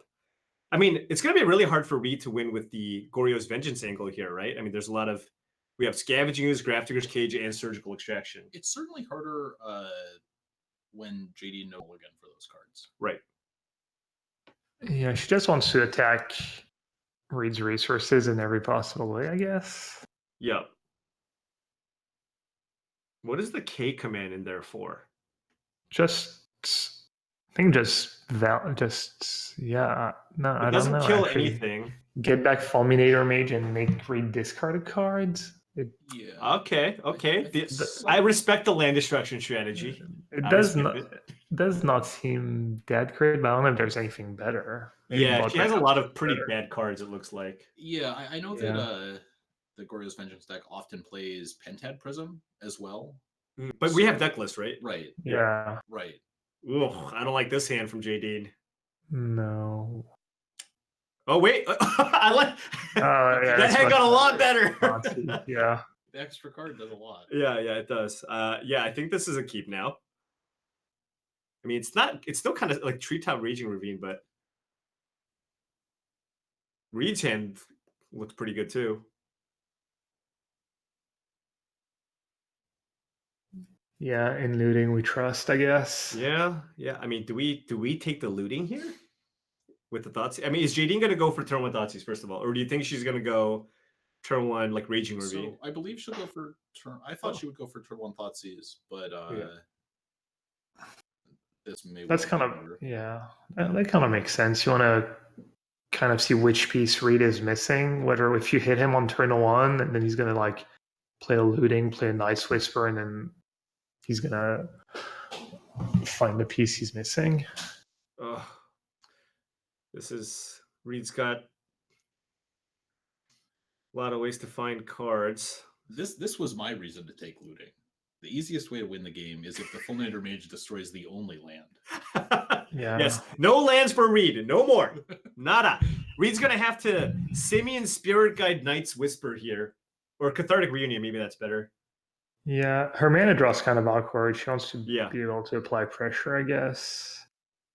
Yeah, her mana draw's kind of weird. Was the 2 coins play tap land? Yeah, it's weird. Do you think you go Tarmogoyf here? I mean, like, do you go Tarmogoyf just because there's no Gristlebrand in the graveyard? I think that's fair. Yeah. Yeah. That's why they call her Jundine. Oh, come on, Reid. You need to at least build up some suspense and like wait a turn before you do that. Reid's still not in the greatest shape. He's probably going to cast Night's Whisper, get his land destroyed. And that Goyb's going to kill Reid real fast. Yes. Let's do it. I like all those things that you're saying. Make sure with the lightning bolt, I mean, and then like the ravine, it actually is a pretty fast clock. Do you like the land destruction strategy now, or do you like kind of just Thoughtseize tap land? Okay, she's gonna go Thoughtseize tap land here. Yeah, that seems fine. What do you take? Probably through the breach. Yeah, I was gonna say through the breach as well. Hey, did you guys design any Horizon cards with potential unbannings in mind? I don't know if you guys can answer that. I feel like it's probably not. Probably not. Well, probably not answer that one. Oh, probably because not I'm not sure, so I'm just gonna say I'm not sure. Okay. Yeah. But I don't know, great job so far. I was really excited for the set because I played a decent bit of Modern, and standard sets, okay, they're standard sets, but this one's so special. It's like first time, and I'm loving it. I mean, it's kind of exactly what I envisioned too. Right. Yeah. The response has been great so far, and I mean, I can't say enough good things about just the group of guys that kind of were in charge of that. Adam, Michael Majors, Tom Ross, Dan Musser. Like, I'm probably forgetting a couple of others, but I mean, those guys put in a ton of work, and I mean, it really shows. I'm just loving the power level, the flavor, the like snow permanence, and it's like nothing too. I mean, some cards are strong, but even the cards that look really strong, you're like, are we gonna find a home? Something like the Planeswalker is really cool, but is it gonna be good in like Junt or Dredge? Yeah, is it better than Loam? Is it not? Like, who knows, right? Like, there's a lot of it's honestly really, really sweet so far. Yeah, and that's kind of why we're not slated to play any more matches until after a few weeks, because we really want everybody else to explore, what Modern Horizons has to offer, because there's so many different types of cards that, warrant you building decks around, or a lot of cards that kind of lift up, decks that might not have been powerful enough. So like, there's a lot of exploration that needs to be done, and pretty excited to see what people find. Let's see where Reid's at after that reunion. He has a Goryo's Vengeance in hand, but no Grishland in the graveyard. Classic Goryo's Vengeance losing to itself. I love it. That was He really doesn't have much going on here.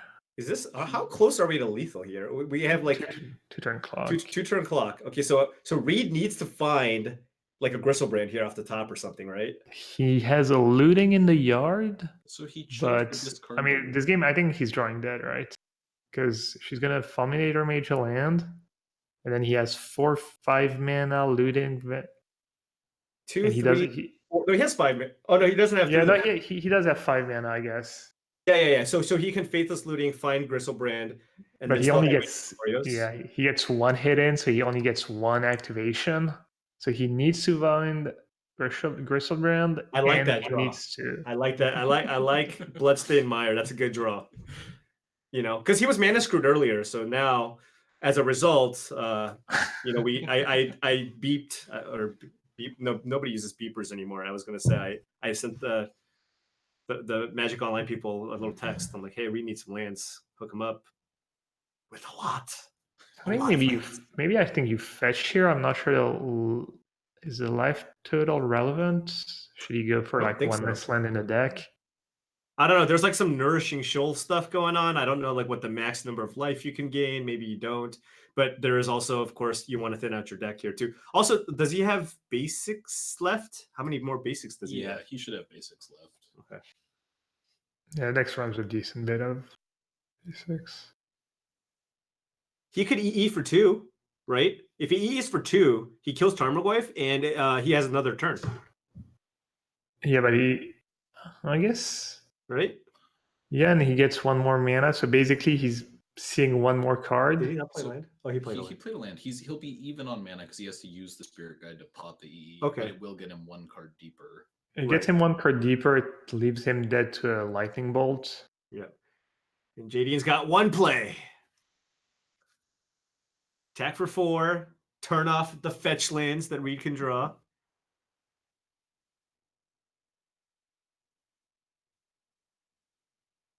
Yeah, Reid really pushing it to the limits here. Somebody went, I bet Reid wants to play Jadine's deck more than he wants to win right now.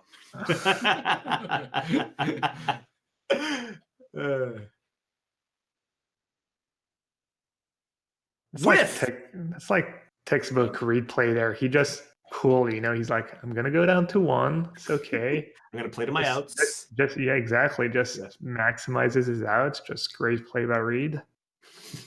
All right, it's probably not gonna matter, but yeah. It doesn't matter. You still got to put yourself in positions to win. That's what all the best players do, of course. All right. And missed. Okay. Game 3. We got this. We got this. This is the beginning of the rally. The beginning of the rally. It's happening. I can feel it. I can taste it. It's victory in like 3 hours.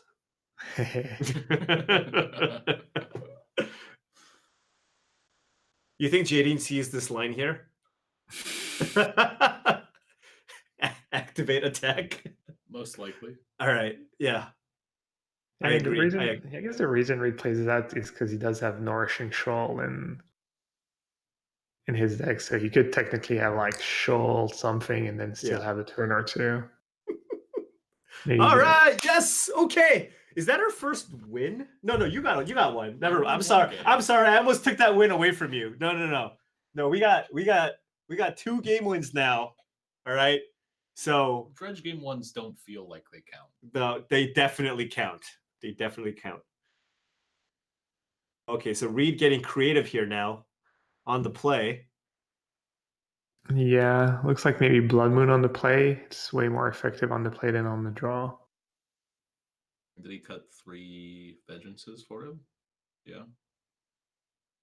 Yeah, you know what? That makes a lot of sense. We talked about how Jadine has a ton of graveyard hate, so maybe just not relying on that angle and just going for the through the breach plan. Although that's not a lot of ways to actually win with, right? You just had the 4 through the breaches. Yeah, it's true. You're probably a little bit short, but if you consider Blood Moon as a way to win as well, I think that makes some sense. Yeah, but Jadine is definitely going to play around Blood Moon, right? How loud do I need to be before she can hear me? she's really far away. She's like literally the other side of the building. Oh no, she's right here, right? She's really far though. You're gonna have to be real loud. Yeah, I know. JD. It's okay. I can just bust out my pager again. She has 2 basic forests. Yeah. Look, she's played around Blood Moon perfectly. Oh wait, no, he kept in Goryo's Vengeance. He kept in 1. 1? Yes. And that's why you do it. Reid Duke, ladies and gentlemen. Just draw the 1. Play 1, draw 1. Easy game. That's how it's done. Although, do you think Reid keeps his hand? Oh no, he's got it all, right? I mean, he can just brutality. He already kept, yeah.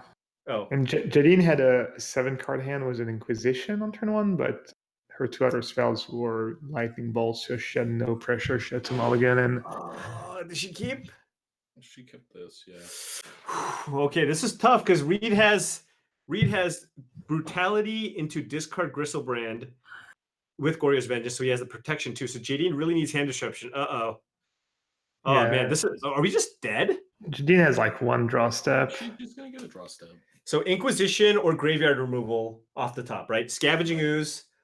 Grafdigger's Cage, Surgical, yep, or Hand Disruption. Okay, we're okay. Wait, no. Wow, Reid has it. He has it. Come on, Reid. Easy with tap. The 1 Goryo's Vengeance. Are you serious? So he can go Simian Spirit Guide, Faithless Looting, discard Gristlebrand, swamp Goryo's Vengeance. Really? I think this is kind of a tough choice actually for Reid.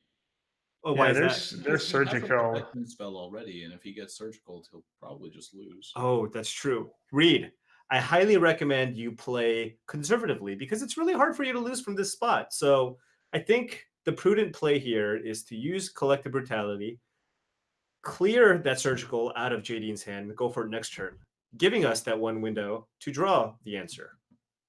Yeah, I would definitely Yeah. cast Collective Brutality, I think, if I was Reid. Yeah, I guess he probably won't escalate it either. Yep. All right. Hand Disruption! Off the top! We have so many cards. We have like 12 outs or something, right? Like 3 Scavenging Ooze, 2 Cage, 2 Surgical, and 6 Hand Disruption spells. Brutality also does it too. Ooze doesn't work. What? Ooze doesn't work. Oh, Ooze. Oh, she doesn't have mana for Ooze. Yeah, Sorry. Yeah. Okay, so Ooze -3. So 4 plus like 6 Hand Disruption, 10 plus Brutality, 12. I think she has a Duress as well. Oh, Duress? 13. Oh, man. 13. That's just like too many outs, honestly.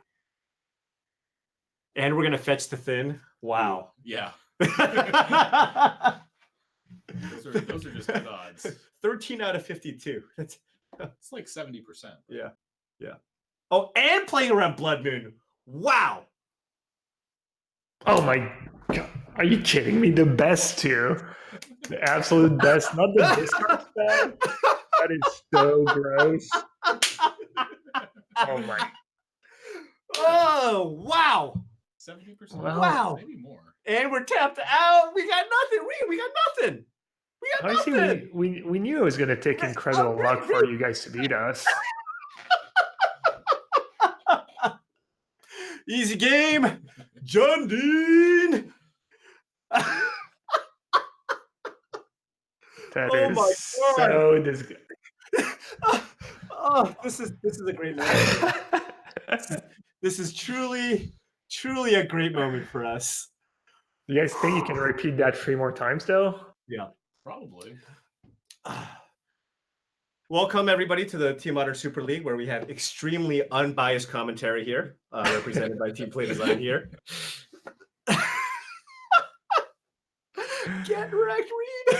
If there's one thing I've learned, it's you have to ask for it. You never Right. get lucky if you're not. Yeah, that's right. Yeah. God, man, Reid could have just gone for it too. He's gonna have nightmares about that one. I mean, I agree. I think that was the correct play. Yeah. But JD just drew the perfect card.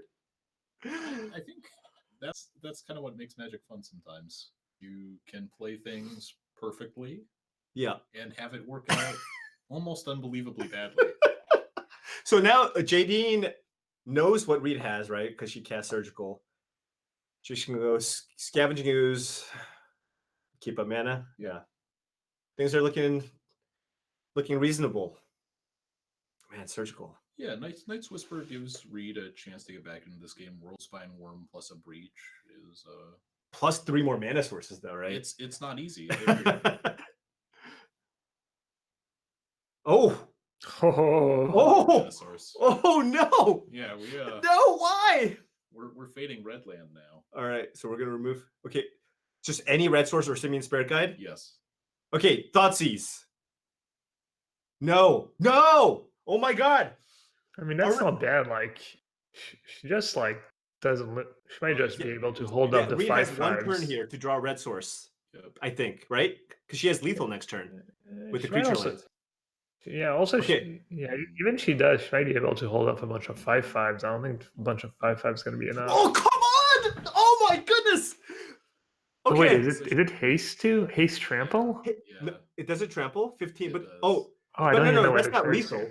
She can block. No, it's not lethal, but she has Oh dark my confidence God, in play. Reid!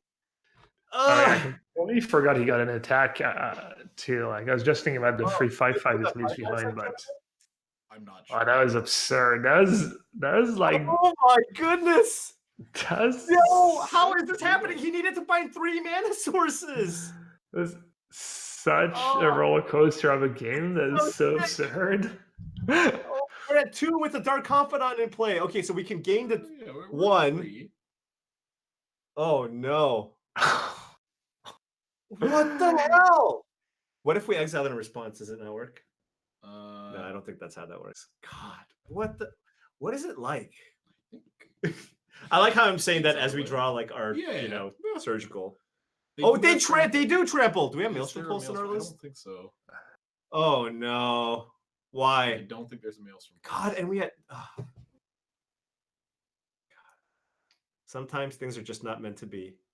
Oh, I think this is a lethal Dark Confidant, and Jadine is sandbagging it. Oh no, she's not. Oh, she's already- debating to use the ooze one more time. Yeah. Right. I'm already 2 hours past my bedtime, so I wouldn't mind. You didn't sound tired at all. Oh. No, I had a You cup not of dead? coffee. We're dead. Oh my god, I thought we had it after that. He like spent all of his cards to do the things and then needed to draw all the so other cards. insane, though. That was the best Ice Whisper ever. Oh my, come on. Really? Not really?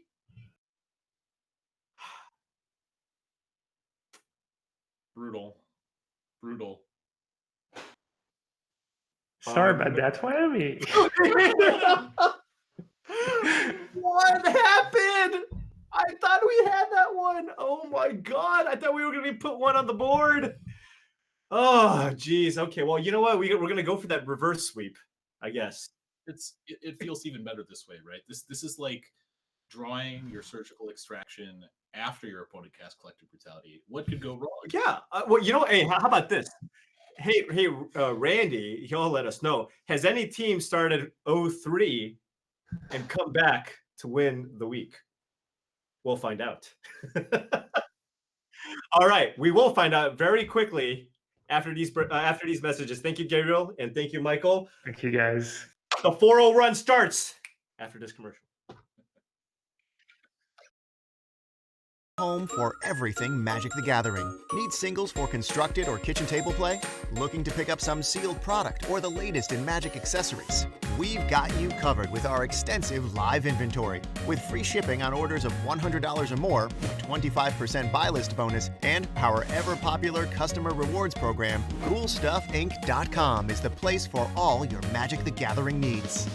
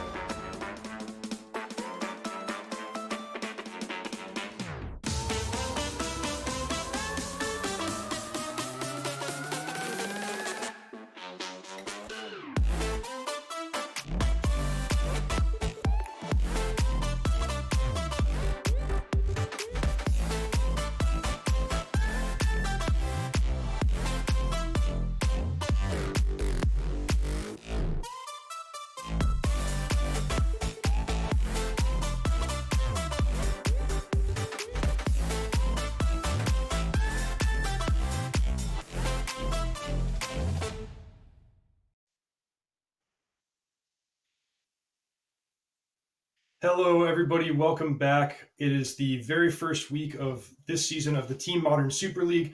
I'm Reid Duke here with the Wizards of the Coast play design team. Adam, J. Dean, how you doing tonight? Good. Doing great. Just got to watch.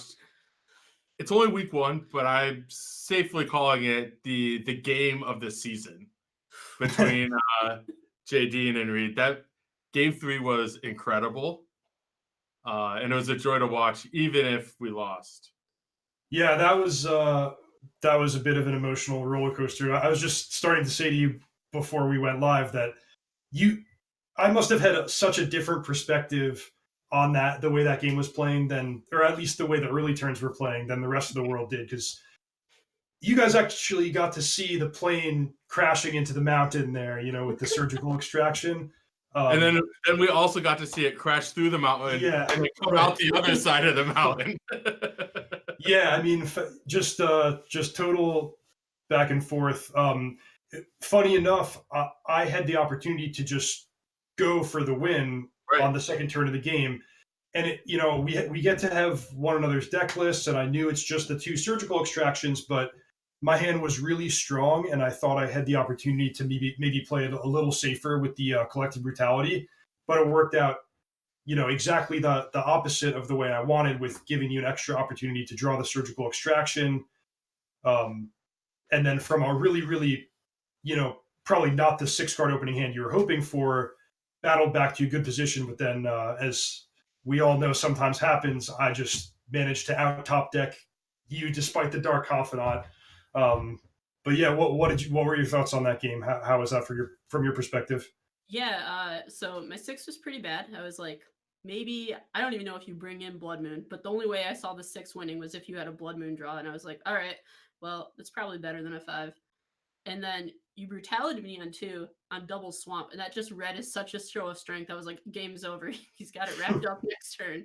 And then I draw the surgical, and I was like, please let it be Goryo's and not a breach draw. And we almost got there. Well, the problem was it was both. You didn't know it yet. Right. At the time. It was the next one yet. Yeah. Yeah, now it's so funny.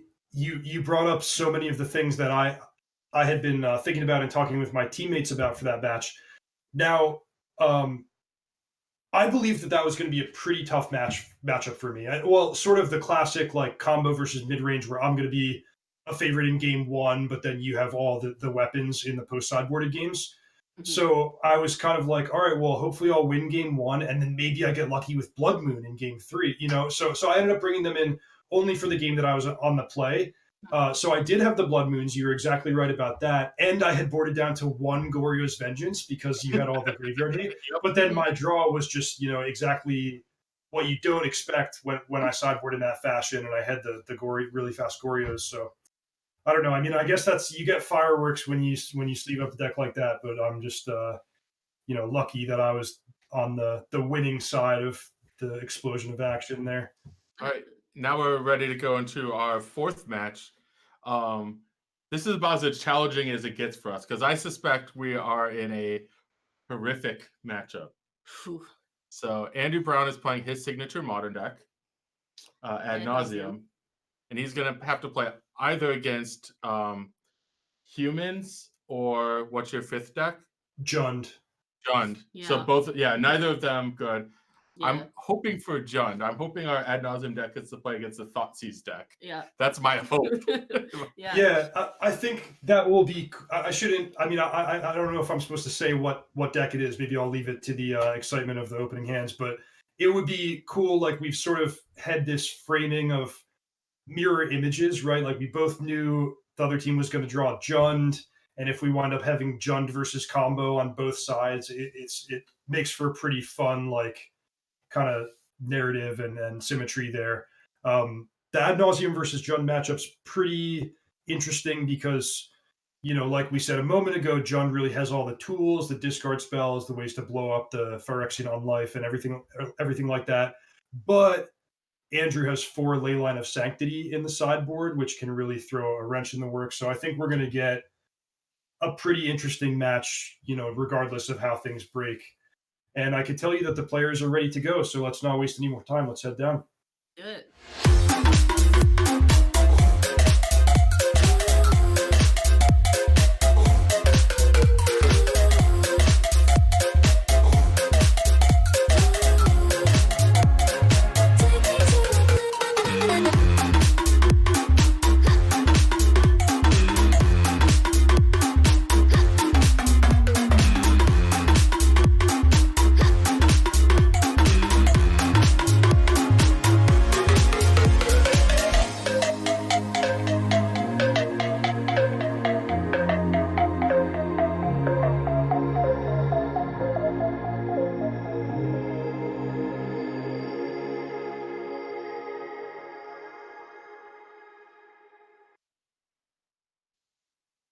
Hello and welcome back to the very first match here at the Team Modern Super League. Very first installment, I should say. We're in match number 4 of the first battle between my team, Team Pamplemousse, and reigning champions Play Design.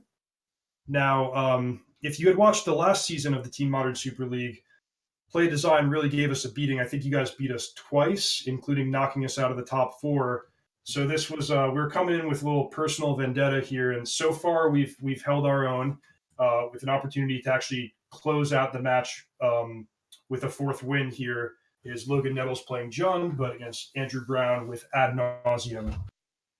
Okay, we see a very small number of cards on Logan's side. Yeah, the first 10 seconds of this match have gone about as well for Andrew as possible. Both not humans and a mulligan. Yeah. So yeah.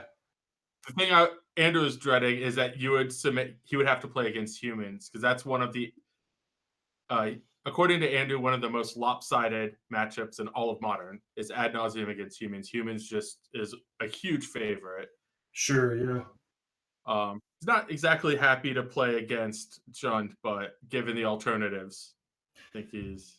Ad Nauseam had a really interesting niche at the last Mythic Championship, the last Pro Tour, because the 3 most popular decks were humans, which you mentioned, Andrew says is the worst possible matchup, almost available in Modern between any 2 decks, but then Dredge and Urzatron, which are like super, super favorable for Ad Nauseam. So kind of like a metagame weapon the way Modern stands now, and a beloved deck for Andrew. I know he's been playing it for years. Mm-hmm. Yeah, so Andrew drew both of his kill cards, the Lightning Storm and Laboratory Maniac. But fortunately for him, his hand is actually insured against Thoughtseize, which is what Logan's drawn. So he has a backup Ad Nauseam. Now this could actually play out in a rather fascinating way, which is we could see Andrew decide to just use Ad Nauseam like fair and square. You know, the way it was intended to be used, where he just draws a bunch of cards and loses a bunch of life, because he does not have the Angel's Grace or the Phyrexian Unlife yet. You have any concept of what Andrew's going to do with this hand? So I think if I were Andrew, I would not cast it on this turn, but maybe next turn, so he only uses 1 charge of the Prism. Because if you wait till next turn, then you have the opportunity to get back up to 6 mana. But, what do I know? Andrew's going for it. It is interesting because the quote-unquote fast mana in the Ad Nauseam deck is actually not that fast. It's Lotus Bloom and Pentad Prism, which are on a bit of a delay. So is Andrew going to be able to find the right cards to combo off the next turn? I guess if he finds enough Simian Spirit Guides, he will be, right? So he would have needed 2 Spirit Guides, and I believe exactly Gemstone Mine. His only untapped black source is Gemstone Mine. I guess Pentad Prism would do it as well. Oh, to filter through colors? Just to filter through. Which is what Andrew has. But I believe he only has 1 Spirit Guide. Our hand trackers are kind of limited to like 10 card hands or whatever. Yeah. So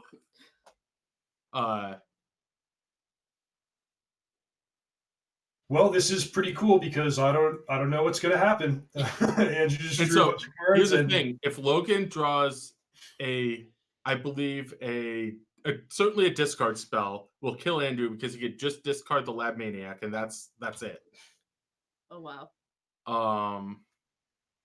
And then maybe some removal spells might do it. So Logan chose to go after the Lightning Storm with the original Thoughtseize. You did mention Ad Nauseam was protected, but is that Logan's plan here, is to stop the actual? It might be. Oh. Is Logan going to win on a mulligan to 4? Let's ask Bloodbraid Elf. Yeah, see what Bloodbraid Elf thinks. Bloodbraid Elf has all the power here. Now, in the Duke Nettles clan, we have specific training where we practice our cascades. Oh, wow. 3 times a week, 90 minutes a day, you practice your cascades with the Bloodbraid Elf. So let's see if Logan can do the right thing here. It shows. So, okay, so here's Andrew's out. I believe Andrew can Spoils of the Vault for Pact of Negation. Oh, wow.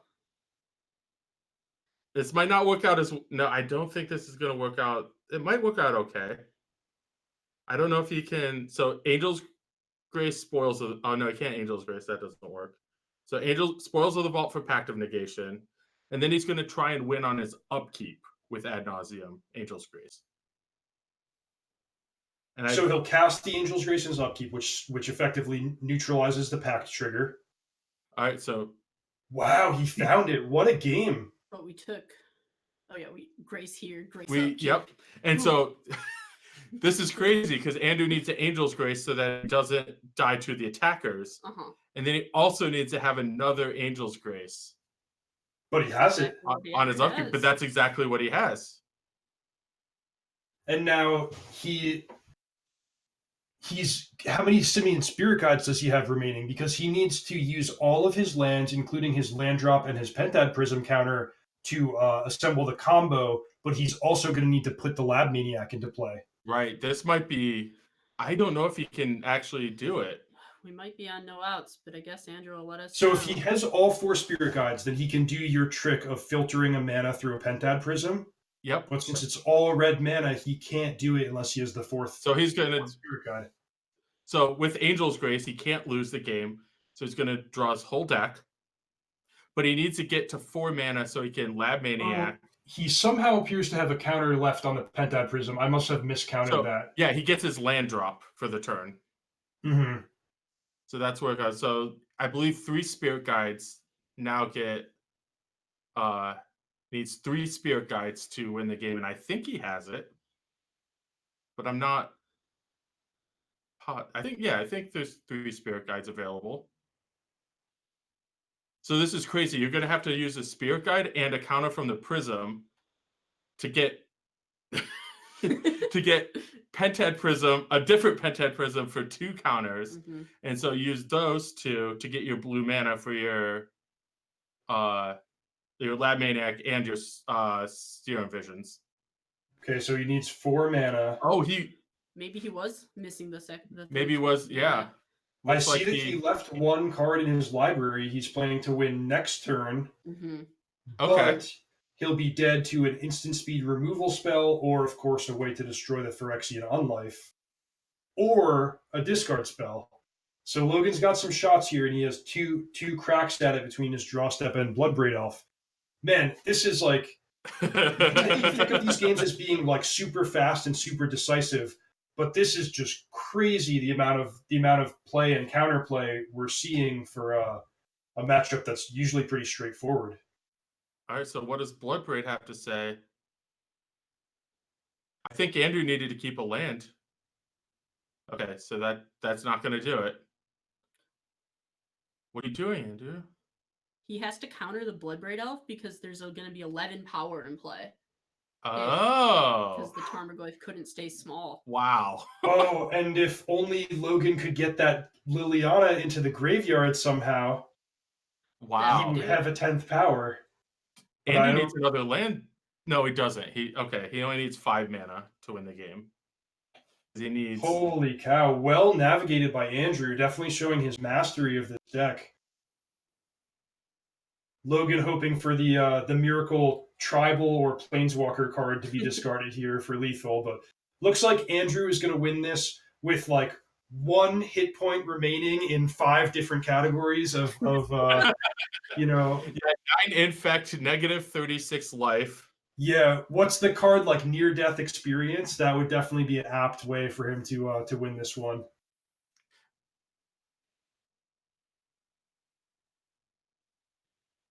I think he has to draw his card for the turn. Can't cast creatures in your main phase. Well, that's only when you can cast. Yeah. Wow, this is crazy. I think that was a wild. So it took him every point of life, every point of infect, every card in the deck, every Angel's Grace, every Simian Spirit Guide, and he had to succeed with his Spoils of the Vault Gambit at that right moment. But he did everything. He threaded the needle. And he actually converts that to a win. Amazing job by Andrew Brown. Yeah, I feel like I would have absolutely lost that game. Oh, definitely. And it would not have been close. Oh. He's just siding out his heroes from game 1, apparently. You gotta let them rest. He's letting him rest. You know, like, after your star player, like, you know, scores all those points, you say, take a few minutes, drink some Gatorade, we'll bring you back for game 3.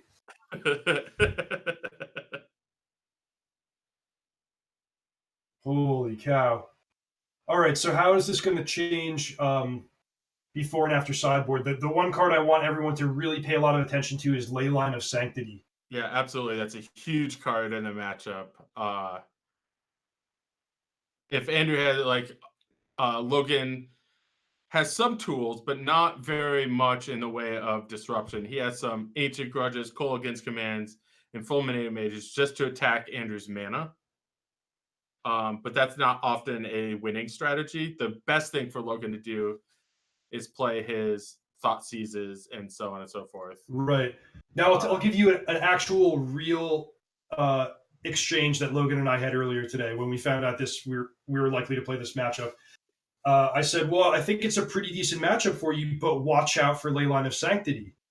And he said, well, what the hell do you want me to do? Side out my Thought Seizes? I'm like, all right, you know, fair point. I guess you can't really do anything about the Leyline of Sanctity, but, you know, watch out for it. Just be ready. And here it is in Andrew Brown's opening 7-card hand. One thing Logan can do is draw a Maelstrom Pulse, which he has. So he can get rid of that Leyline of Sanctity and unlock the Thought Seeds in a couple turns here.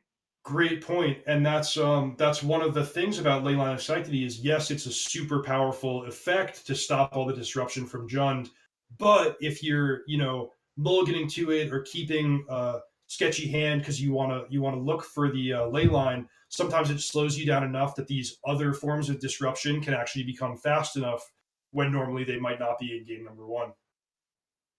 Yeah, I mean, if we look at how each player's draws have developed, like, both players have absurdly strong hands. Like, Andrew had some card filtering with his temples and a sleight of hand, a bunch of lands, and ad nauseam, and a leyline, and a Phyrexian and a combo. Whereas on Logan's side, he has Maelstrom Pulse to deal with the leylines and multiple discard spells. So I love this play from Logan, running out the Fulminator Mage. Andrew's combo is limited by mana, so you can effectively get a full turn, and you don't have to get the pulse right here. You'll see more when your Thought Seize when you eventually cast it. And what do you think of Logan's choice to not use the Fulminator right away? Yeah, I mean, there are numbers of matter, and until they get to that point, you might as well get in your 2 points of damage. Yeah, I was somewhat surprised not to see Andrew just put the Unlife on the battlefield. Yeah, I think I would imagine a Maelstrom Pulse needs to get pointed at the ley line, more so. But yeah, I think the Unlife got into a weird game of cat and mouse where Andrew didn't want to expose his only white source to the Fulminator Mage. Yep. But that's why Logan didn't use the Fulminator Mage, was so that he could now Andrew has to expose his, because it enters the battlefield tapped. Right, yeah. So Andrew may not get to use his white mana. Man, I'm really enjoying this match. I really tend to think of this matchup, and I think a lot of the way the games can play out is you sort of just like show each other your hands and you say like, well, who wins? You know, do my Thought Seizes line up well enough to stop your combo? You know, a couple attacks with Tarmogoyf, but no, these 2 games have actually had so much interesting counterplay, and here we see Logan sitting on a Fulminator Mage on the battlefield for a couple of turns, waiting for his right spot. JD, you mentioned the key amount of mana that he's watching out for on Andrew's side. Adam, you highlighted the white source being crucial here, and now entering the battlefield tapped. So it's really a lot going on. Yeah, and one of the things Andrew and I frequently play Friday at our local store, and Andrew loves playing the ad nauseam deck, and I watch him, and all his games are just like so interesting in like the most unpredictable ways. I don't know how your game is interesting, but it always is. Yes. Chipster Mine to the rescue. That was a really sweet draw. Yeah, I don't think Andrew has very many untapped white sources, and so getting access to one is really nice. Phyrexian Unlife is just this very strange card, and it does all sorts of bizarre things. So like its intended use is actually pretty strong too. Of you effectively have a life total of 30. And it does some fog impressions, like they have to get you to below 0 and then hit you 10 more for 10 more damage, which that's often challenging to do as well. Yeah, it's such a crazy card. I enjoy the rare cases where you actually get to see this card used in a non-ad nauseam capacity. Like, for example, I've seen Death's Shadow just boarded in against Burn. Like, all right, 10 extra damage and my Death Shadows are huge. That's maybe good enough. Right, and Death Shadows players probably picked it up after seeing how good Phyrexian Unlife is against a Burn deck in Modern, and like the Ad Nauseam Burn matchup is like, wow, that's a good card. I could just use that for good. I don't have to use that for, combo. All right, so now we have a pretty weird development, which is that Andrew does not have his combo anymore. The Ad Nauseam was stripped away with Thoughtseize. But it's going to take Logan a really, really, really long time to win with just this Bloodbraid Elf through the Phyrexian Unlife. You can see that Logan, he boarded an Ancient Grudge because you pretty much want any card that does anything. You can blow up a Lotus Bloom or a Pentad Prism. But he's drawn 2 here, and he's lacking in that pressure that he really needs in order to close the game and give Andrew as few draw steps as possible. Dark Confidant is a big draw. Not a lot of power on its own, but it'll find more. Yeah, I'm looking at the deck list trying to see how many Maelstrom Pulses Logan has access to. The answer is 2. So we've already fought through 1 Maelstrom Pulse, but a second Maelstrom Pulse on the Unlifes would be pretty devastating. Yeah, so I wonder if it was necessary for Andrew to play out the second Unlife. It seems like that's the type of play I would make, in a Grand Prix when I didn't know my opponent's deck list. But if he looked, I believe, Logan may have won Abrupt Decay as well. So if that's the case, then it almost certainly is a good move. All right, so Spoils of the Vault can find us Ad Nauseam, but we're down our Lightning Storm again. So we have to win through the Lab Maniac method, and we can't do that right now. And it also becomes risky because the normal way that Spoils the Vault is risky is you lose too much life. That's not going to happen here with Phyrexian Unlife. But what could happen is he depletes his library of some of the key pieces that he needs to win. Like, imagine you cast Spoils the Vault, you mill past that Laboratory Maniac before you hit your Ad Nauseam. Now what? Yep. Yeah, I think Logan's a pretty big favorite here. Like, Andrew realizes, okay, I can't win by casting Ad Nauseam. And one thing he might have to do is just Spoils the Vault and Ad Nauseam for a handful of cards and hope the Lab Maniac is even deeper. Yeah, so we have chat asking if Andrew actually sideboarded out the Laboratory Maniac, which is something that I could certainly...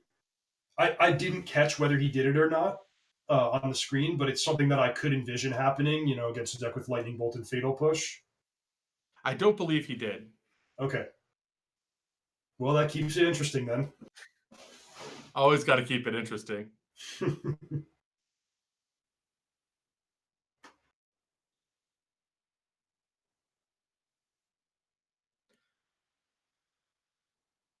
So one play Logan could have made is if he does the Thoughtseize and the Liliana before, Andrew might have to cast his Ad Nauseam and go below 0, and so that the Dark Confidant and Bloodbraid Elf would actually deal infect damage. Yep. So that's place. Yeah, this is going to be tough for Andrew. I think a reason to do it this way is against Angel's Grace. Mm-hmm. Like, yeah, I don't know. Yeah, so if Andrew casts Angel's Grace, then he'll stay at 1. So that'll take, it's like a fog. Okay, so it looks like when Andrew cast Spoils of the Vault, he exiled his Lab Maniac and could no longer win the game. Wow. I believe that's what happened. All right, Pact of Negation, you're back in.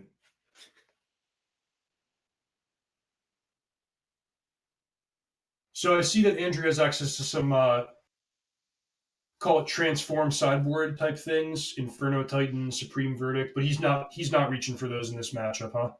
No, basically, he feels like it's a desperation play when he can't win through the traditional combo. Because often, you, say against humans, you literally can't. They'd have to draw almost nothing of importance for you to be able to win through traditional. If they draw Thalia, if they draw a Meddling Mage, and so you need something in your sideboard to get around that. The other thing is that if, say, Andrew was to bring in just the Inferno Titans, Logan has enough ways to kill it without making that. Like, an Inferno Titan is not close to game over.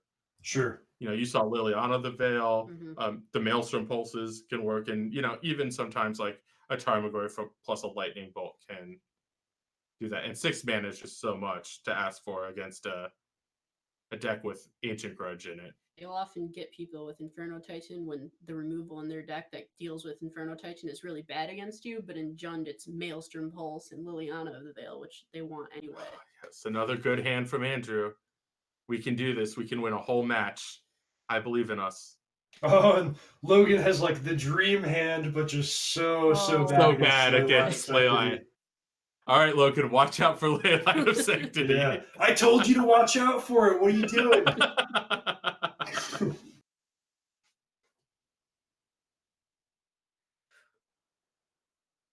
The 3 discard spells staring at a Leyline of Sanctity never feels good. Yeah. Yeah, I've done a lot of like Thoughtseize myself to make my Tarmogoyf 1 power greater. It's not a good feeling. Yeah, I'm surprised to not see Pentad Prism on turn 2 from Andrew, just to develop it. Okay, well, Tarmogoyf, I mean, short of actually using the disruption, Tarmogoyf into Liliana is, I guess, the best thing you can do, and just hope the top of Andrew's library doesn't deliver for him. Ooh, Kolaghan's Command doesn't have. No, you could shock your Tarmogoyf just fine. I'm like, what? How do you target the second thing? There's nothing in a graveyard. You can't target Andrew. The 2 modes are destroy Pentad Prism and give a Tarmogoyf +1/+1. Yeah, now this is, I think, not a trivial decision for Logan between casting Liliana and casting Kolaghan. It's tempting to, the Kolaghan's Command is the play that reduces his chances of losing next turn by the greatest amount. Mm-hmm. But the Tarmogoyf is not a super fast clock, so there's some consideration to just getting the Liliana down and starting to tick towards Ultimate. Well, Ultimate doesn't do much in the face of Leyline, but at least work on Andrew's hand. But Liliana requires a number of turns on the battlefield to work. So getting that down as early as you can. Yeah, precisely. Why, Logan? Whatever are you going to discard?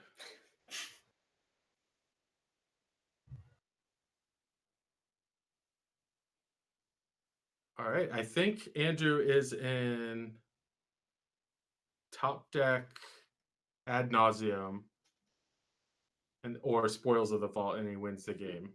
Yeah, this is a pretty common board state in the matchup where the discard spells did their job or were stopped by Leyline of Sanctity, but you just didn't draw them in the first spot. So I was surprised Andrew discarded his 6th land because the 6th land turns off Spoils of the Vault as a card you can draw. Yep, that's a great point. Because you'll need Spoils of the Vault is 1, Ad Nauseam is 5. keeping a Phyrexian on life in hand is stronger if you are worried about an Abrupt Decay or a Maelstrom Pulse. And one other thing, one subtle thing about the Phyrexian on life is if it hits the graveyard, it does speed up the clock. So maybe he's just trying to wait as long as possible before he actually puts that in the graveyard for the Tarmogoyf purposes. And one thing I didn't think about what is really going to hurt Andrew here is Fulminator Mage. It's also another really big consideration. Now, Andrew doesn't have 5 lands to cast his Ad Nauseam. Mm-hmm. Now Andrew has to all land into Ad Nauseam. Right.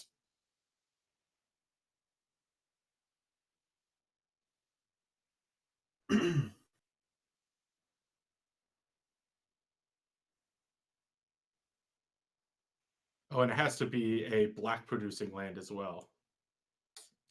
That ain't it. Andrew has a little bit of time here, but not very much.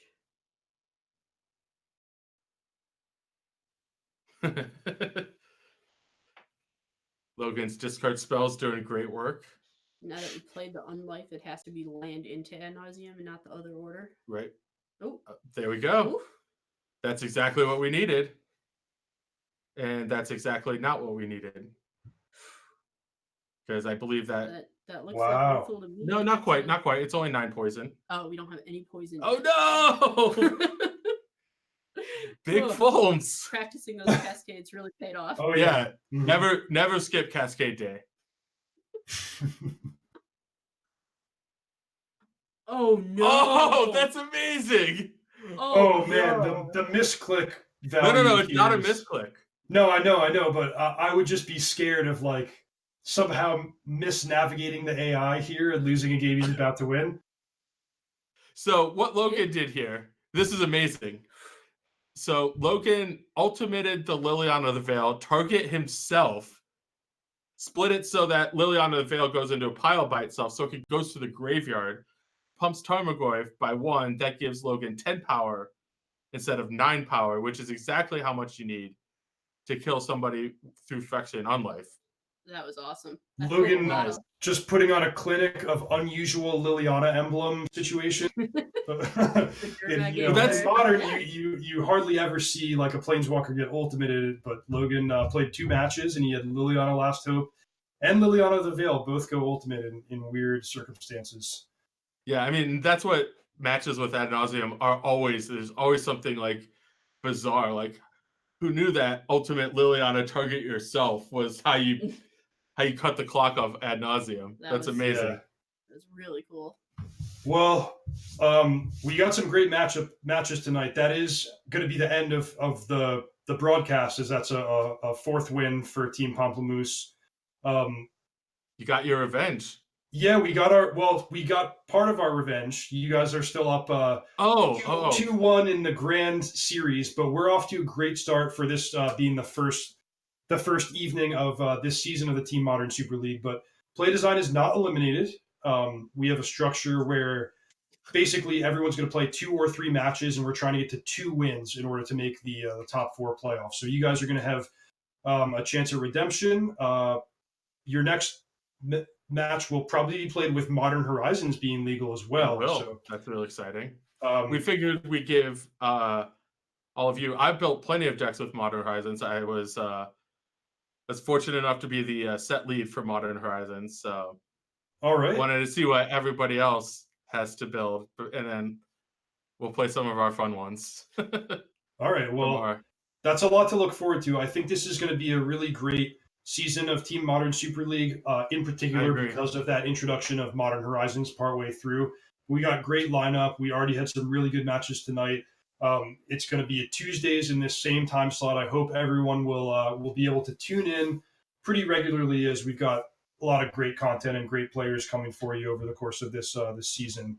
Yeah, next week's match we have the Stream Team versus the Bash Bros.